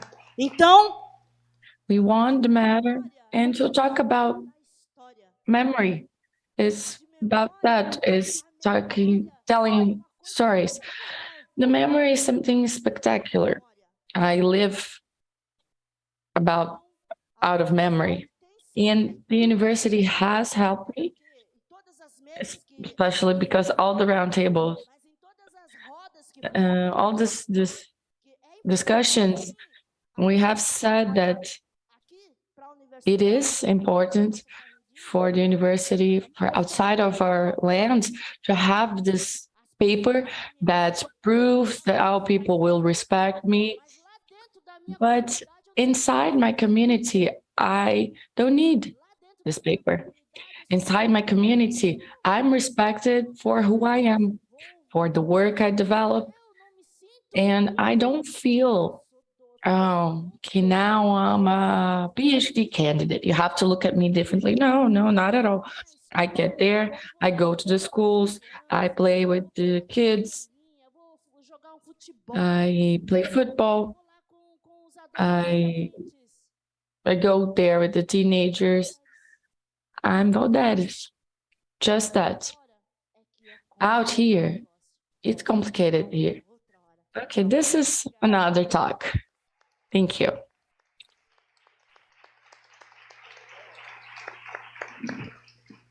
Obrigada, professora Mônica. Thank you, Professor Mônica. Good afternoon, everybody. I apologize that I'm delivering this talk in English. I'm very, very touched by the discourses the panel here has given. So before I go on and start my talk, I'm a 40-year-old woman. I have short black curly hair. My skin is brown. I'm wearing black and a white and black scarf that people of Aswan made for me. I'm also wearing earrings that looks like indigenous houses in Aswan. I'm wearing black shoes. I came all the way from Egypt and Africa to share with you how we're trying to decolonize our Egyptian past. Well, let me take you to storytell a short story of history. More than 200 years ago, the French campaign comes to Egypt under the authority of Napoleon Bonaparte. Well, the French, of course, come with their elaborate army, with their huge guns, while we Egyptians did not have a nation state. We were under the occupation of the Ottomans, and we had the Mamluks to govern Egypt. So the Mamluks go in their traditional kaftans to try to defend Egypt. Of course, they thought that chivalry would be enough, but it wasn't. And the French, particularly Napoleon Bonaparte, thought of himself to be the grandson of Alexander the Great. So he wanted to come to Egypt to discover the Orient, in a sense. Of course, the Egyptians resisted seriously the French. There were famous battles, like the battles of Mbeba, where a student of Al-Azhar University murdered the French general Kleber. And then, of course, the British get very upset that the French have put their hands on Egypt, and they conspire with the British to come and kick the French out of Egypt. Which really what happens, the British come with the Ottomans. They defeat the French in the huge battle of Abu Qir. They burn all their fleet. But then the French had a few scientists coming along them, and these scientists are called the savants. And in Napoleon's mind, they were the savants to bring the Western Enlightenment to Egypt. They steal many objects of cultural heritage value from Egypt, and particularly the famous Rosetta Stone that's today in the British Museum. As a result of the capitulation of Abu Qir, the British, or the combined army of the British and the Ottomans, were allowed to take 17 objects. They took them back to Britain because the Ottomans, of course, did not care about antiquities. And the French could keep the small objects as well as older notes, which later became a very famous book called the Description de l'Égypte. With Napoleon's advent to Egypt, started the huge loss of Egyptian cultural heritage. Of course, the French and the West hailed that if it weren't for the French, we Egyptians would know nothing about our past, and that we would still be in the darkness, or in the medieval darkness. Of course, the people today have no clue that in the 2nd millennium AD, many Arabic scholars have worked on deciphering hieroglyphics, on describing ancient Egypt, and describing also Egyptian anthropology from their own perspective. But of course, the West would never accredit a person from the East for their discoveries. Then Champollion, which is was a French philologist, succeeds in deciphering the ancient Egyptian language from the Rosetta Stone. He didn't work from the stone, he worked from facsimiles. And with that, we gain a huge knowledge of the Egyptian past.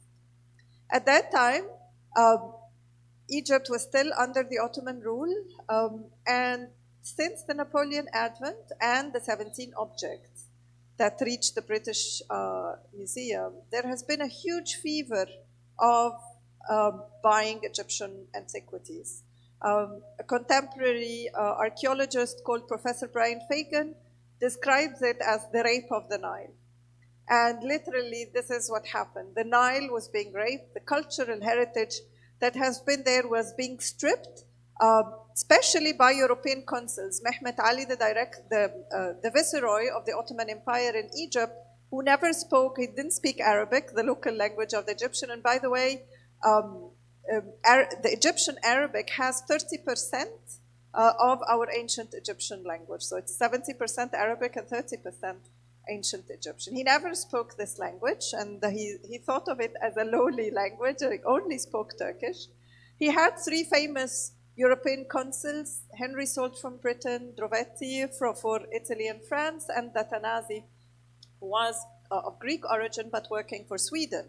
These three consuls, all what they did was, in exchange for the favors wanted from Mehmet Ali, is that they traded in antiquities. And they shipped outside of Egypt hundreds of thousands of objects that today fill European museums. So if you think about the Egyptian collection in the British Museum, the Egyptian collection in the Louvre, the Egyptian collection in the Museo Egizio, the different museums around the world have had the collections from these three famous consuls. The looting of objects continued in Egypt until even 1912, when Egypt decides that we need a law to stop such loss. Of course, there were several khedival decrees before, but none of them were as efficient. In 1912, Egypt finally has a law that prohibits any illegal excavations, and it sets this partage law, which allowed foreign excavators to take half of the collection in exchange of the excavations. However, the law strictly said that Egypt owned these objects, but out of courtesy, they left the other half to pay for the expenses of excavators. Of course, all foreign archaeological missions in Egypt were very upset, especially that in 1890, Egypt falls into a huge debt because of the projects Khedive Ismail was doing. So we fall under British colonialism. So we are under the double colonial powers in a way. In 1919, Egypt has the famous 1919 revolution, and then suddenly there is a national sense of the past.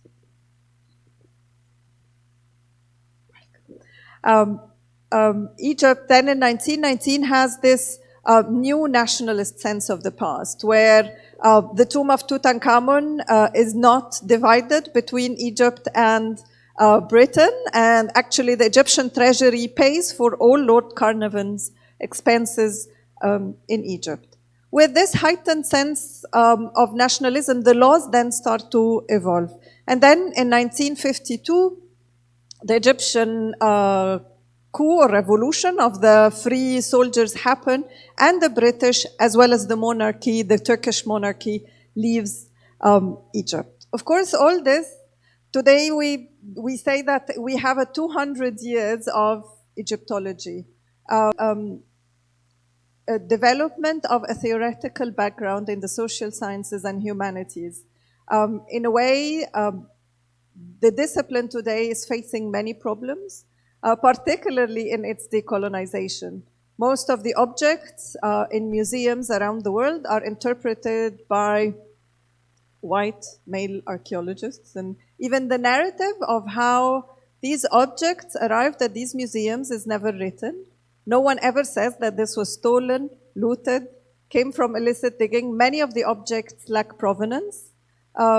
We Egyptians do not have a say in how such objects are seen, are exhibited. So the social history of these objects are lost forever. Unfortunately, today, the problem of the colonization of the Egyptian past has led also to problems in preserving the heritage today. The illicit, although antiquities in Egypt were, a law in 1983 prohibited any export of Egyptian objects. Today, the illicit antiquities trade market is very, very active, especially after the 2011 revolution, because people still revere objects in a museum as a symbol of power. And this cultural power comes from the Western perception that such objects in Western museums present their victory, their cultural victory over the anthropological other, and we happen to be the anthropological other. That's why people still buy illegal objects, because it gives them this prestige of perhaps a lost monarchy or their victory over the other. Today, we try to create a new dialogue and a new narrative of ancient Egypt. Of course, in the past 200 years, very, very few books were written to Egyptians. None of the Egyptologists working have worked on the social history of the relation of the Egyptians with their past, except for very few that just started in the past decade.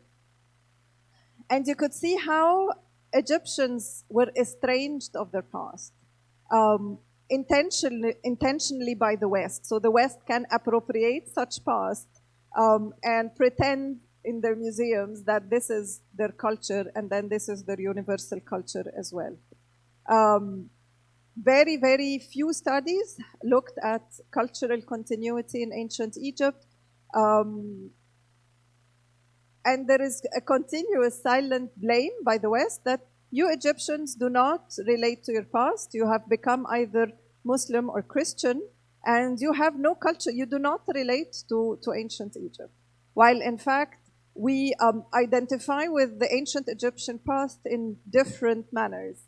There is a lot in our intangible heritage that we have inherited, not only from ancient Egypt, but from ancient Egypt, from Coptic Egypt, from Islamic Egypt. That's what constitutes our identity today.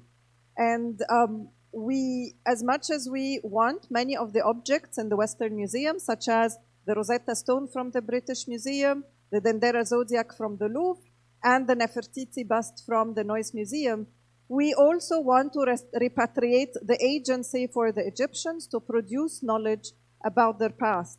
So not just objects, but also agency. And with that, I thank you very much.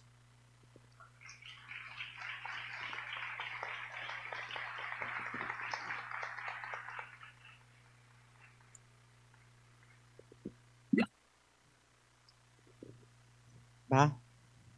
E o que a gente comenta depois disso? So what can we say after that? How can we react to that in a talk? I'd like to thank you all very much. And while you talked, I grabbed some words that could, in this plurality, that is the composition of this talk, maybe some terms, some ideas, some feelings that could create a common link in adversity. What is common and what is possible to be built? So everything that is common from different places. So what has based your talks? Some ideas, life, heritage and memory tied to life, ancestrality, sacred, spoken word, collectivity, collaborative work, belonging, resist in order to exist, rewrite our history, repatriate the agency of Egyptian populations over their own heritage. Think about starting from what Professor Paka Massanga brought, how to build new senses to colonial heritage by the local population themselves. So that said, now I'm going to open the floor for questions.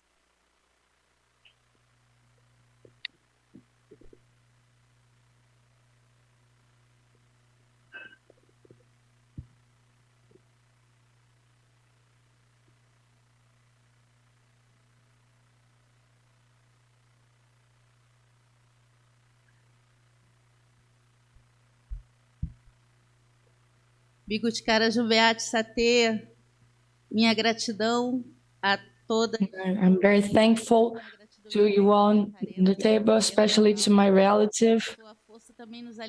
Your strength also feeds us, your determination. And my question is, our territory, it was destroyed by all its archaeological sites was destroyed. We cannot prove territory if we don't have our people there. So this idea, nada não pensado da FUNAI. no, it completely thought of this taking off the cemetery. Isn't it related to the time landmark? Okay, thanks for your strength. Bom, parabenizar essa mesa, incrível, emocionante. I would like to congratulate this plural, beautiful roundtable. I'd like to have a question to Ms.ª. So the memory issue is key for the Candomblé people, and those who share the part of this family, we listen to a lot of stories by you, and one of them touches me a lot. I'd like to mention it. I'd like you to tell it to us. Your relationship as Ms.ª de Iemanjá and all the teachings, the ancestor teachings she conveyed to you. I'd like you to tell it a little bit, because Ms.ª, she had a very important role in fighting racism, feminicide, LGBT phobia. She has been a leadership that welcomed and helped a lot of people in all spectra in the moment that AIDS was killing a lot of people. And even evangelic people were expelled from their churches for having HIV positive diagnosis, and it was in her Candomblé houses that those people were received. The ancestor force of this woman and the responsibility that the Candomblé house has taken this role forward. Okay, anyone else?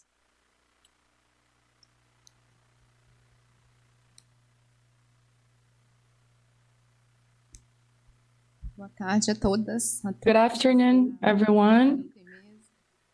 On the round table. This was an extremely productive and enchanting discussion of feelings, senses. I'm a professor at the university as well. I'm not a historian, I'm a librarian. And as a librarian, something that makes me uneasy is the fact that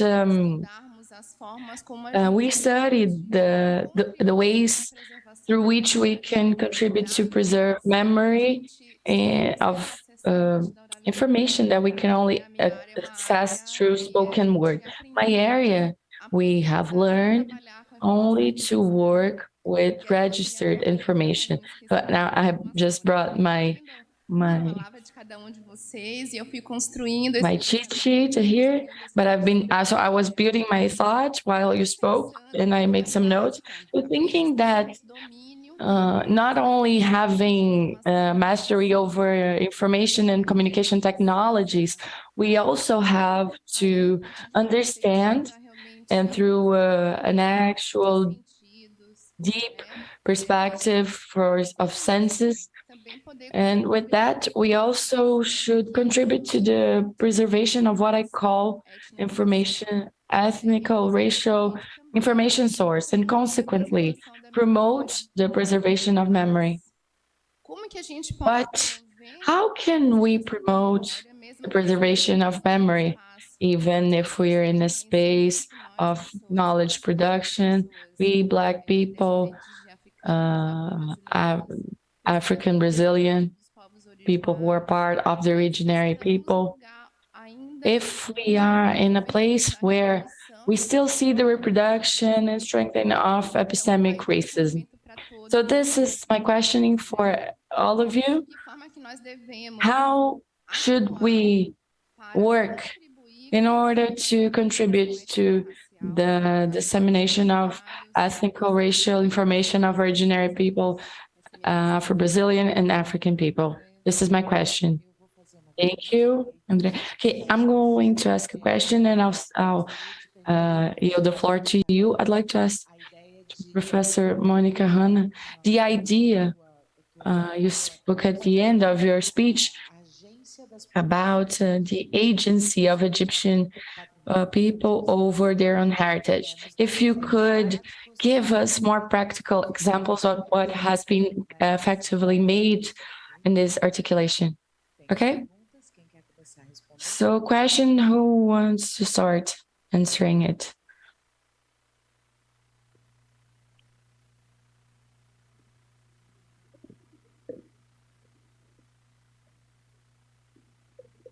Eu mesmo. Okay, me, I can start. Sobre a questão About the indigenous anthropology issue, I'll leave this to our friend. I think I'm not able to say, but it's a good discipline to study. Everything you told was very important to me.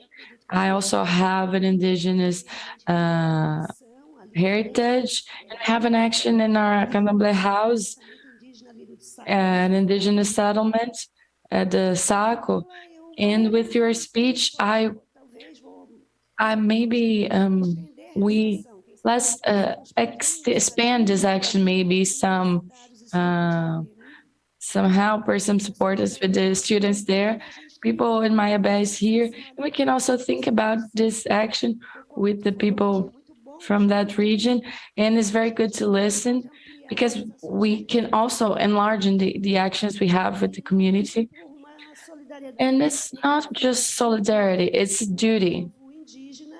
The indigenous people, they are our first ancestors. It's a duty to protect, to reap, and to make this culture grow.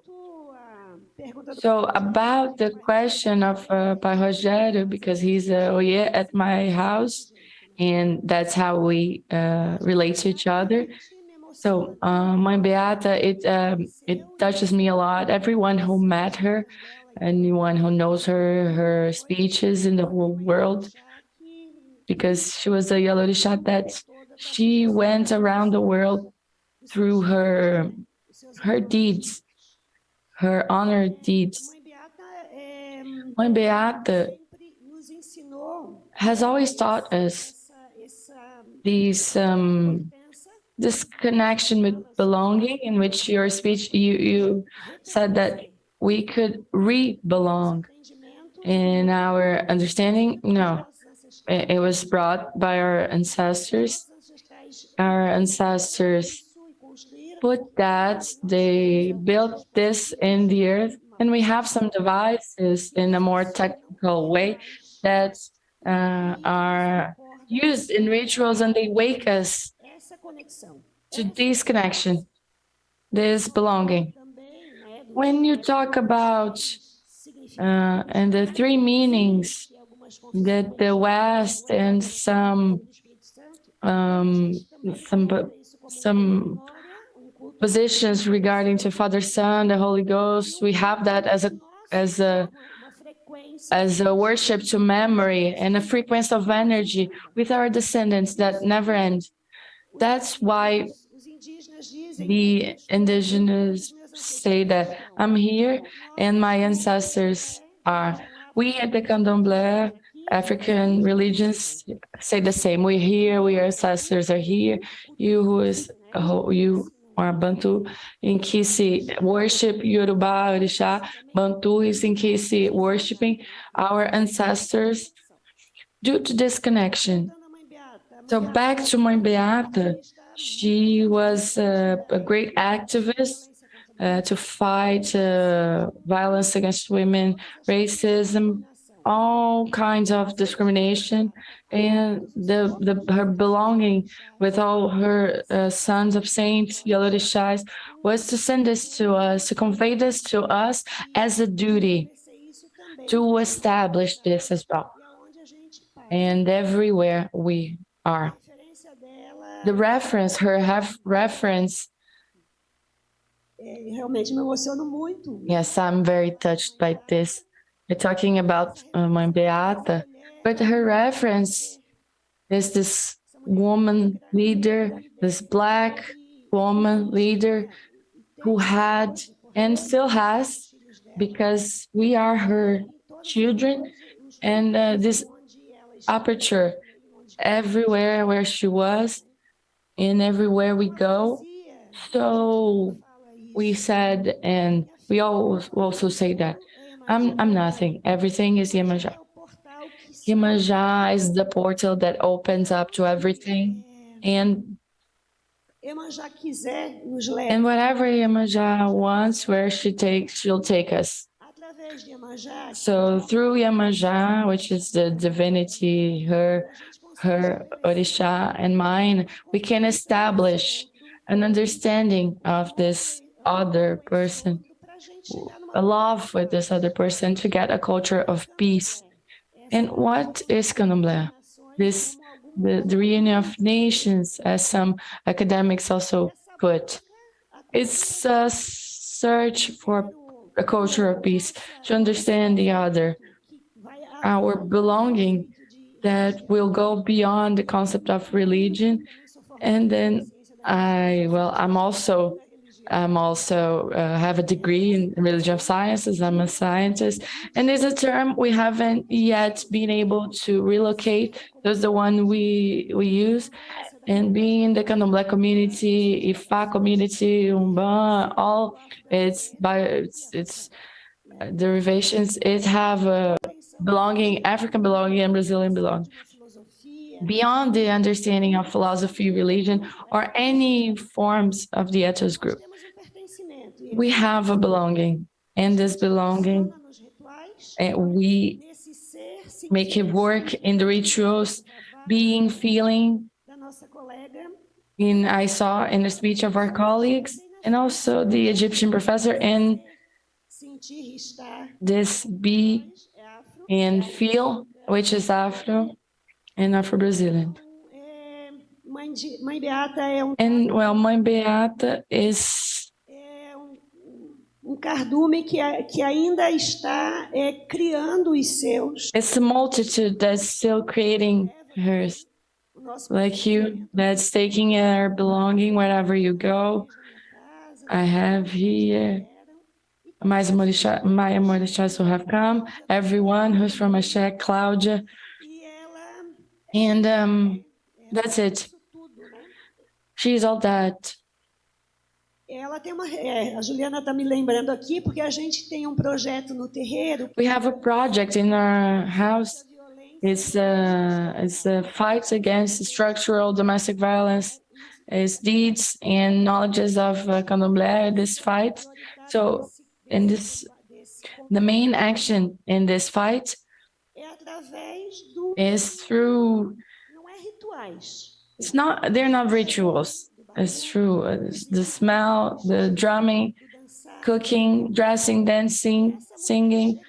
And when this woman gets to the house, she does everything. She doesn't have to speak through words what happened to her. Through these movements, these senses, she heals. No need to say she suffered violence. This silence is approached by us in the Candomblé communities in a different way. It was broken through dance, singing, food, smells, sewing. So the silence, that is what most produces feminicide in Brazil, especially in our state, which is I'm very, very ashamed, but it's the state that has a very high level of feminicide. This risk, when the woman and those who are involved with the violence, when they get to the community in the Candomblé house, they are able, through this manifestation in our deeds, to heal, and through that to strengthen. And to strengthen is to be well in connection with Axé. And that was all by Mãe Beata. She is the catalyzer of our Axé. Also, this production here,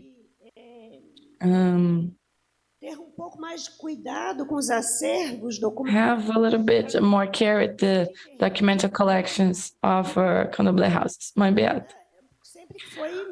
Beata has always been a griot, like all Iyálorìṣa, like all Oye in the Candomblé houses. We always, because spoken word is the guardian and produces books, images, videos.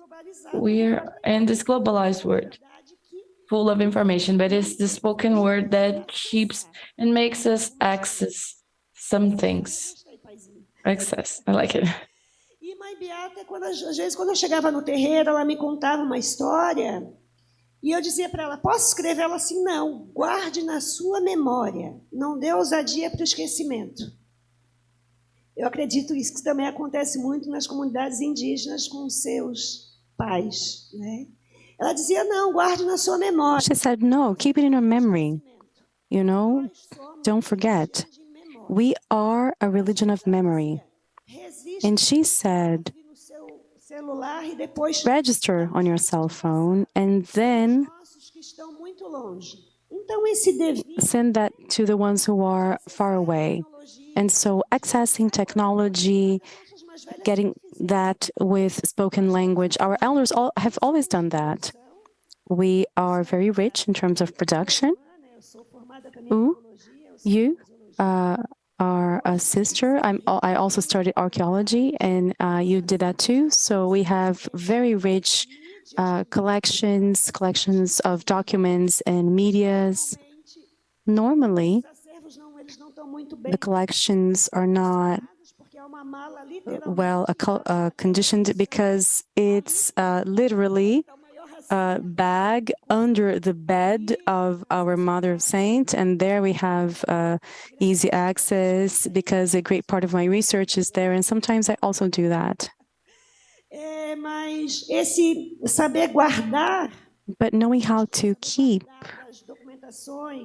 how to store the documents, the memory, the spoken language. I'm speaking of us, of our communities at Candomblé. This is very intense. We can keep an object, an object of clay for 500 years until it is okay as an object of worship. And we can also today keep something we write, something that came and that was written, and it was done first by someone who took a reading. And today we can do that by means of technology. But the other object, we could not do that with technology. So to think about keeping things and storing things, Afro-Brazilians who are Africans, I have a brother saint that built this concept of motrice. We don't have a matrix, we have motrice, things that move, and ancestors, and because of economical, geographical, and other things, we have these things that move us, and I really like this concept anyway. So, going back to keeping things, so that's why we are able to store very well both our sanctuaries that are not an object of worship, but we can understand that too. And a picture of Iyálorìṣa that's a bit spent in the Candomblé house. Today we can do that more because of technology, but our elders, they did that. And this keeping, I also discussed that a bit in an economic manner, and in a way that until today was not well conditioned, but we have our memory that's very well stored. It's by means of the spoken language. Yes, it is the guardian. It's the one that produces it all. But we also have our heritage, which is this heritage of Candomblé. And that's what I had to say. I think those were the questions, right? Claudia's question was for Professor Mônica, right? Yes, thank you, Yaleke.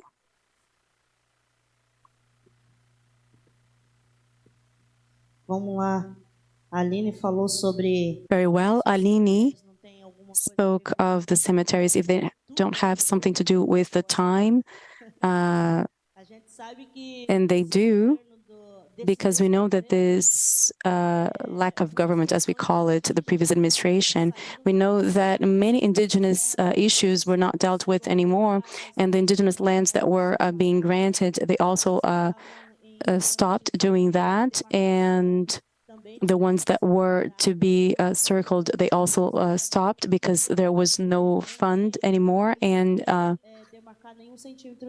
nothing was going to be done. And what was done, they were going to do what was possible to go back to what was being done. So that's what they were doing. They were demarcating these indigenous territories, and they stopped. And when I looked for this project that FUNAI, the Indigenous Institute of Brazil, it had a piece of paper from our public ministry that had said that it was obliged to do that removal of those cemeteries. I wanted to understand the reason why, and I started to investigate. And talking to people from FUNAI, I found out that, they said, we are going to have to remove because there's a great probability that it's going to fill with water and you're going to lose the bodies. And I said, probability? If it's there until now, and there was never a flood, why is there such a thing now? What are you thinking of building there so that there is this inundation, this flood? It's a small word that is very deceiving, right? And people who do not know, that's a problem. And then I kind of started to look at these words, and to explain things, because our leaders, our elders, they're older and they never went to school. And so there's all of this difficulty. And we here in the Academy, since we're learning these codes, we have the duty of helping those leaders. That's why I'm here. And I told the chief that, this would be harmful to our community if today we have an indigenous land at the Vale do Itajaí, the largest dam to contain floods in Brazil. It's inside the indigenous land. And, I started talking to people to try to find why they wanted to remove those cemeteries. And then I found out that they wanted to do something else. They wanted to do a small hydroelectric power plant that they wanted to build there, close by. That's why there was this likelihood of flood. And then I said, look, right, so they intend to build that. No, we're going to do that. It's not an intention. We're going to build that. No, I said, no, that's not the case. You are going to have to see that, because part of it is an indigenous land and part of it is outside of this indigenous land. So we're going to have to discuss. And so there was this organization to discuss, and then Valdemar, she's going to work with the people because we cannot have this construction there. But after that, after we were able to stop this project, something else came up. The state said that they had to finish building it because this north dam at the Vale do Itajaí is still not complete. And so they have to complete that, and they needed to build that with another channel. And then at this channel, it's a bomb after another, And after this channel, as they call it, they found lithium. And the company went there to talk to the community, and they said that, no, look, don't worry, chief. It's okay. We found this litic. It's only 3 little stones. And then we're going to remove that and put it in place so that you can expose it, exhibit it. I was like, what? This guy is an archaeologist. I'm the one who's starting my career on this, and the guy who's already graduated and that comes to say like something like that. It's only 3 little stones and you can remove those little stones. I was like, no, that's not how things are. So I started to talk to the community. What was archaeology and what is the purpose of archaeology and what is the work that I could be doing with them? I started to talk to them because, of course, if they allowed me, because I work with them. If they say, oh, come on, let's work together, I'm there. And we found out a lot of things behind all of this. And we were able to stop that, this channel thing, so that there would be a study and project done to be able to make an excavation there to see what was there in that site, because it cannot be removed like that. So then the chief said, no, Val, we count on you. This paper is with you. You have this role. All right, so I'll be attentive, but it's not easy. It's not easy, and the government wants to do something there. And then I suggested to the engineer of that construction, and I said, okay, but don't you have a second option to build such a channel so that you don't need to mess with this site? Because this is the memory of the people. It's not just the people, You're going to tell the story, the history of other people. I mean, and then they said, no, they couldn't do that. They had studied all the other places, and the only place that they could make this channel, this canal, was there. And so they gave us 30 days, and it's almost a year now, and we're going to stand our ground. And we're going to, because we're working on this, because it's hard. It would be like an overflow system of channels. So we are studying so that there is an archaeological study done at that place. So the state, the government looks at it and see that you can't do it like this. So we needed to denounce it. We needed to talk to IFAM, the heritage department of the government in Brazil, saying that they were not doing things properly as they said that they would. So then IFAM, this institute, sent representatives. And yeah, I didn't even mention that this archaeology company that was hired to do this study in this overflow channel, they created a spectacular project. You can't add anything to it. It's a beautiful project. And they sent that to IFAM in Brasília, in our capital. But the practice is entirely different. The practice is something else. And I read the reports that they wrote. Oh, they said that there were meetings with the community. They said that they took the community to see everything. That was in the report, but the community didn't even know what was that. So we've been working a lot, especially because of this time landmark that we have. There's a time, and our indigenous land is at the center.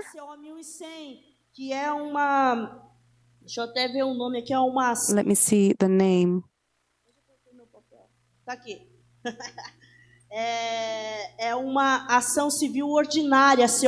Of a lawsuit, an ordinary lawsuit moved by the state. It used to be Fátima, on account of the demarcation of the indigenous land, because they claim that the Laclanon people is in a territory. Because the indigenous land, the Laclanon, it has 3 people, Guarani, Tangang, and Laclanon, Xoquei, so 3 people. And the Guarani, since the family grew larger, they went on another land, Laclanon, and they put their village there. But this village is very close, with a few houses inside, the Sassafrase reservation, and that's why the state moved this lawsuit against the Lackawanna Plain so that they could repossess that land. And we said, no, we're not going to leave.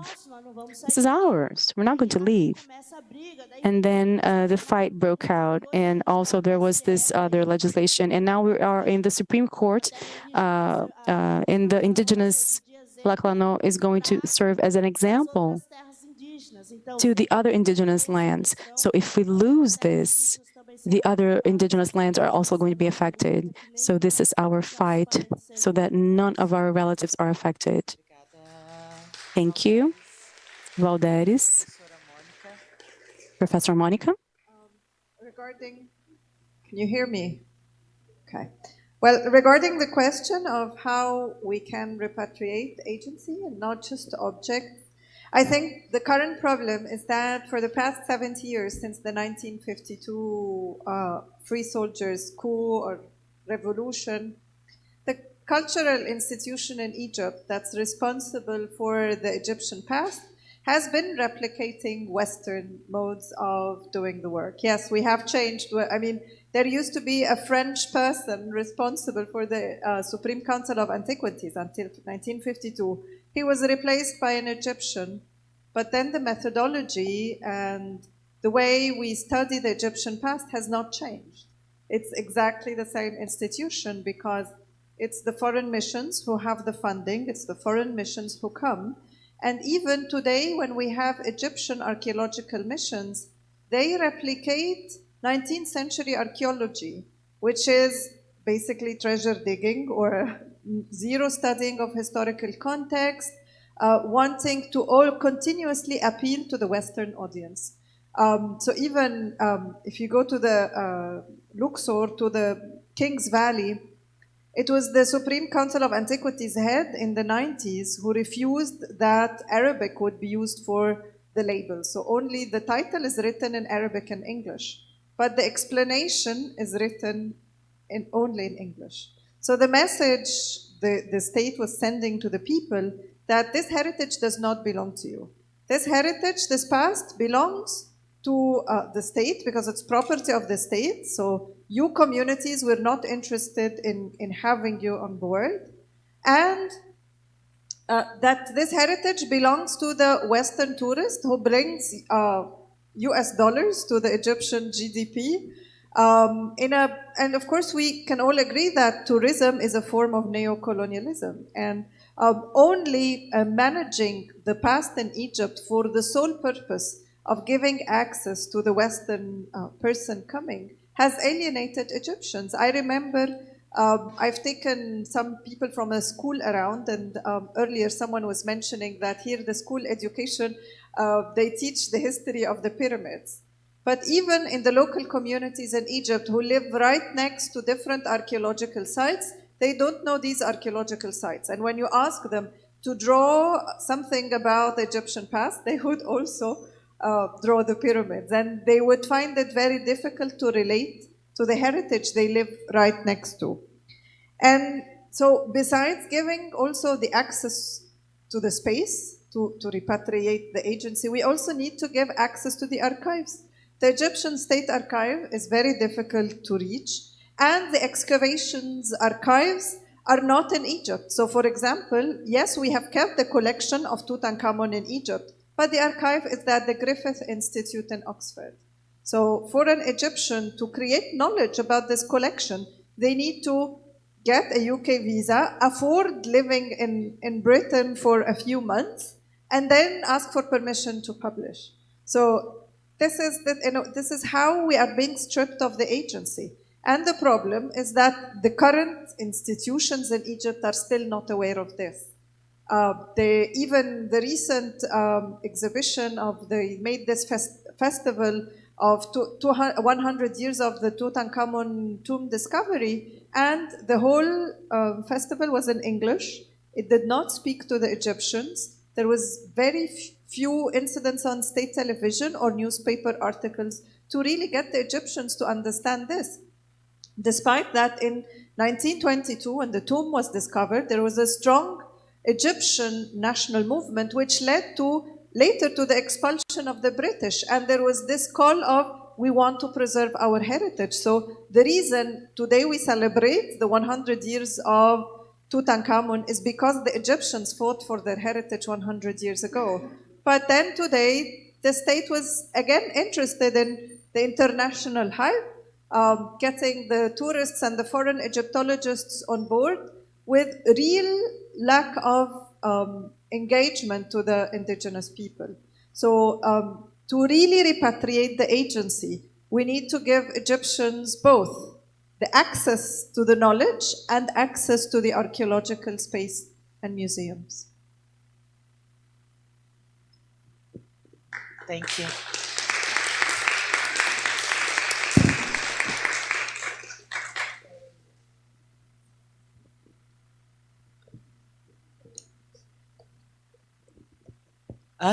A professora Mônica Hanna. Professor Mônica Hanna. Professora Mônica. Mônica, Professor Mônica. Just a minute for her to put the translation. Yes, there we go. Sorry, I know the time is up. I know, yes, but go ahead. 5 minutes. Yeah, Professor, you know that in Brazil there is an invisibility of the art and of the collection of the sacred African heritage because of our institutional religious racism. So my question is, if you, in your research, if you also felt this institutional racism, religious racism, in terms of the access and of to the collections from the West, did you feel that too? I don't know if I made myself clear. Yes, very much, because there is this racist, let's call things for what they are, attitude of Western institutions to Egypt.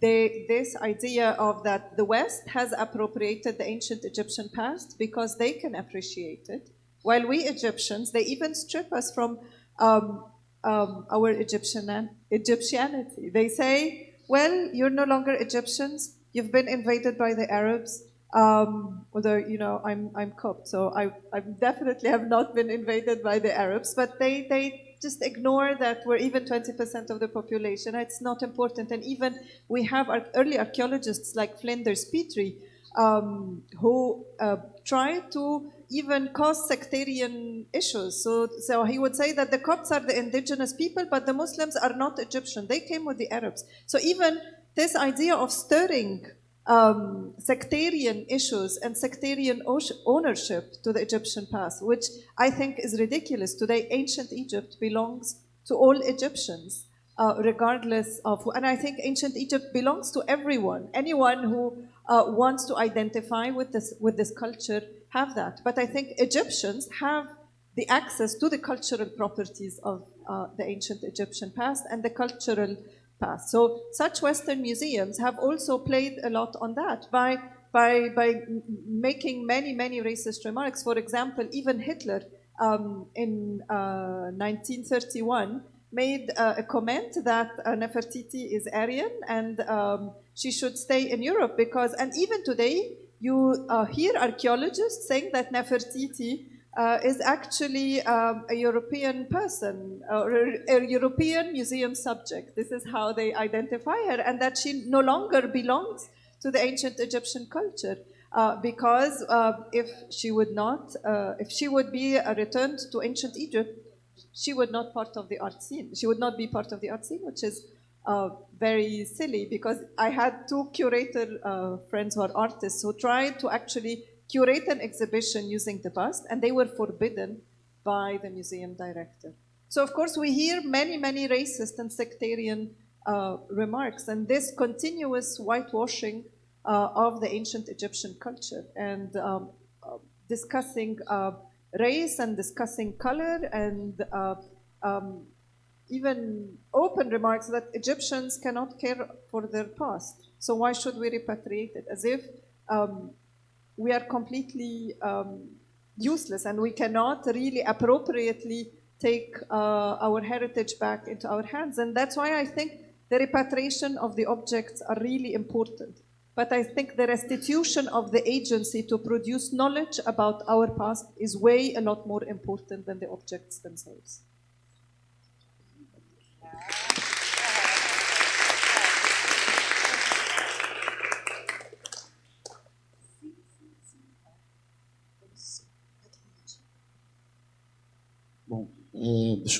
Well, let me try to answer my colleague. Well, in the University of Brasilia, the museology course is part of a consortium with bibliotechnonomy and archaeology. So we had the opportunity of exchanging a lot of things with students here, and that's very enriching for everyone. Including last semester, we had the opportunity of building things of preservation with students from other courses. And I understand as a researcher in the museology field, the one of which I speak, I understand that preservation needs to be understood in terms of sensitivity or accessibilities. I can't separate these two. Também da perspectiva cognitiva e afetiva, porque entendo que isso é possível. Also talking about the cognitive and affective one, because I understand it's only possible to preserve what we love. It's only possible to preserve what we love. It's a political love. It's a love that's committed to life, to responsibility, and we only love what we know.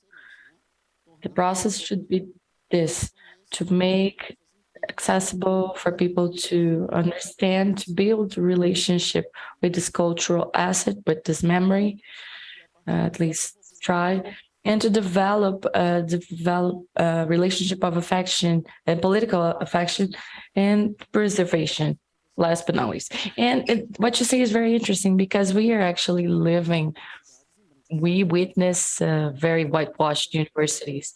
Universities are not white, they're whitewashed. I learned that from my friend Lucas Pereira, who's here. A great Inter t-shirt, a great football team. Yeah, so I denounced myself as a rooter. So this perspective of working and understanding how this whitewashed university can no longer be whitewashed. And talking about decoloniality, we listen a lot into, oh, this is kind of a fad, decoloniality. Decoloniality is not a theory. Decoloniality has never proposed to be a theory. But rather, it is a praxis, is a political activism fundamented in principles, and it's a proposal. Because we might even reproduce determinism and reproduction of colonial logic.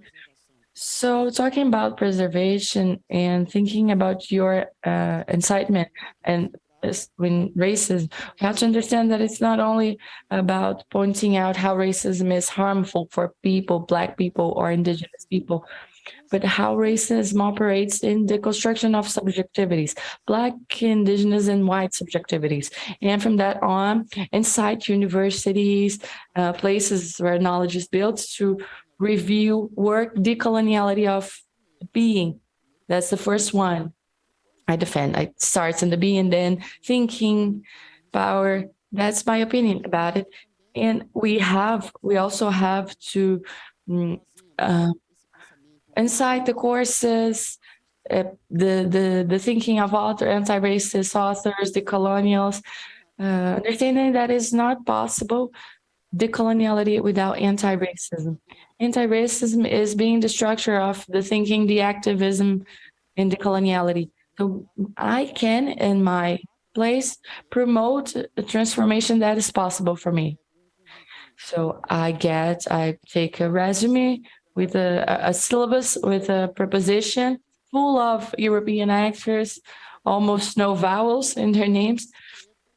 And I put a lot of Black people, queer people, Indigenous people, because these are those people try to speak from their organizational places, to have their yells in their preaches, like Catherine Walsh says, mentioning also Paulo Freire, and look into what we can do as professors, as researchers, to bring these voices that exist. They're not giving voice to anyone. The voices exist, but guarantee the space of these voices so they can reverberate and help in the reshape the reality. So I think this is the perspective we have to think. Accessibility of heritage so that we can restructure any kind of initiative of preservation. I think that's it.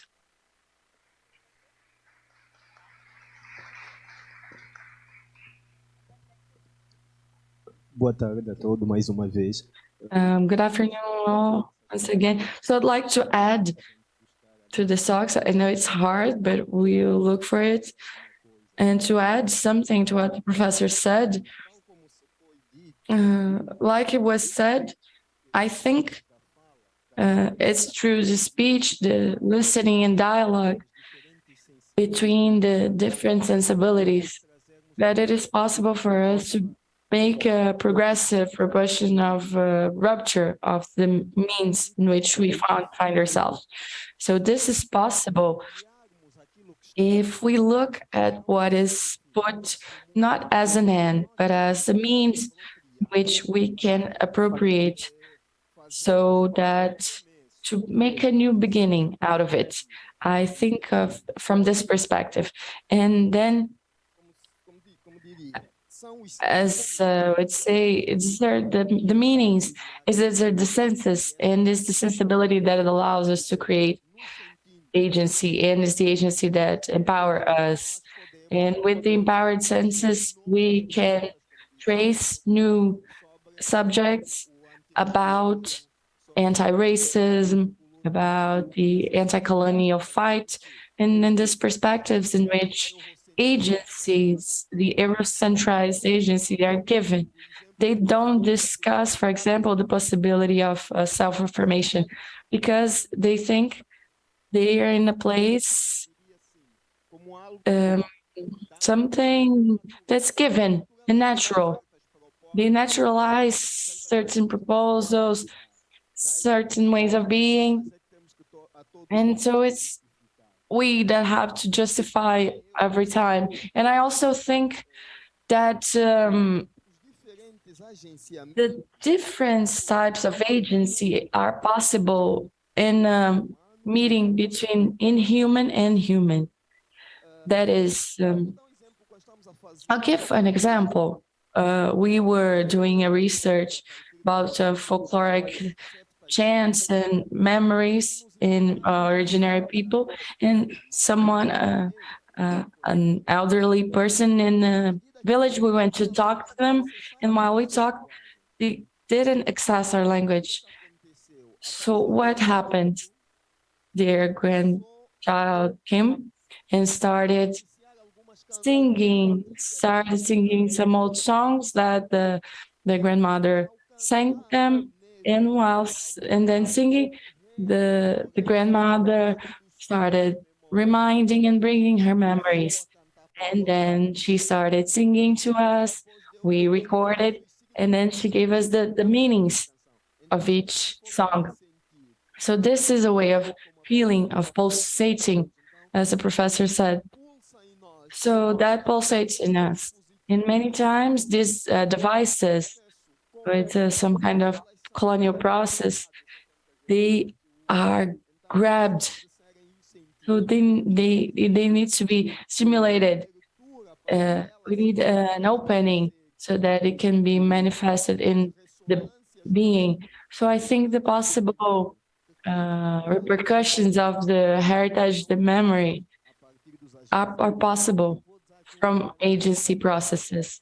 And a term used in a village, I'd like to listen to the audience repeat it. I'm going to say Abu, and you say Pia. Abu.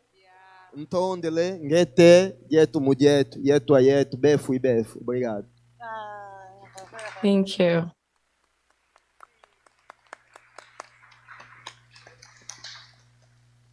Bom, com a fala. Okay, so Professor Paka's speech.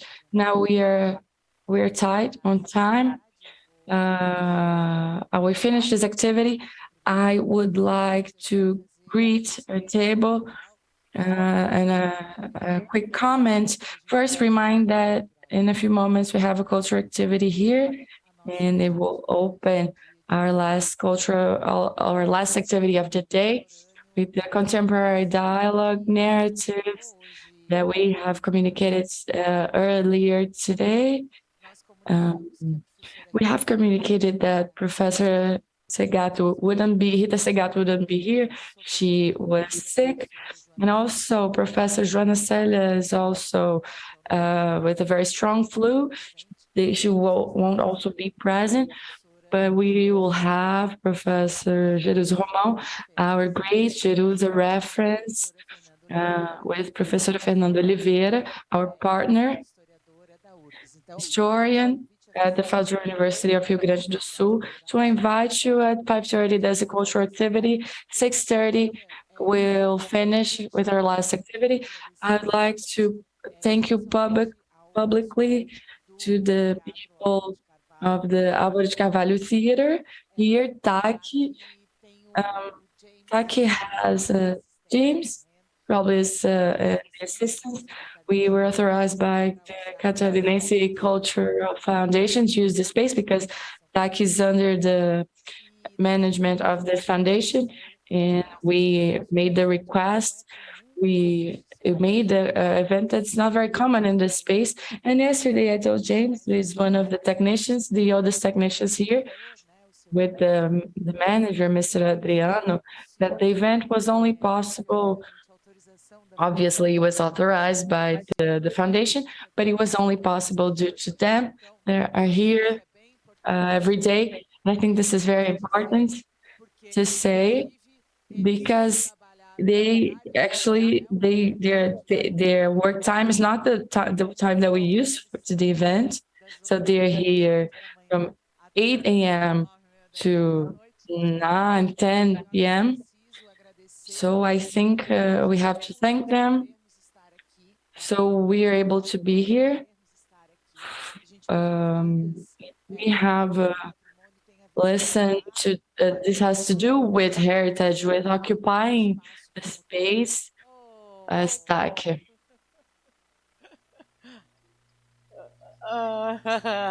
E é isso.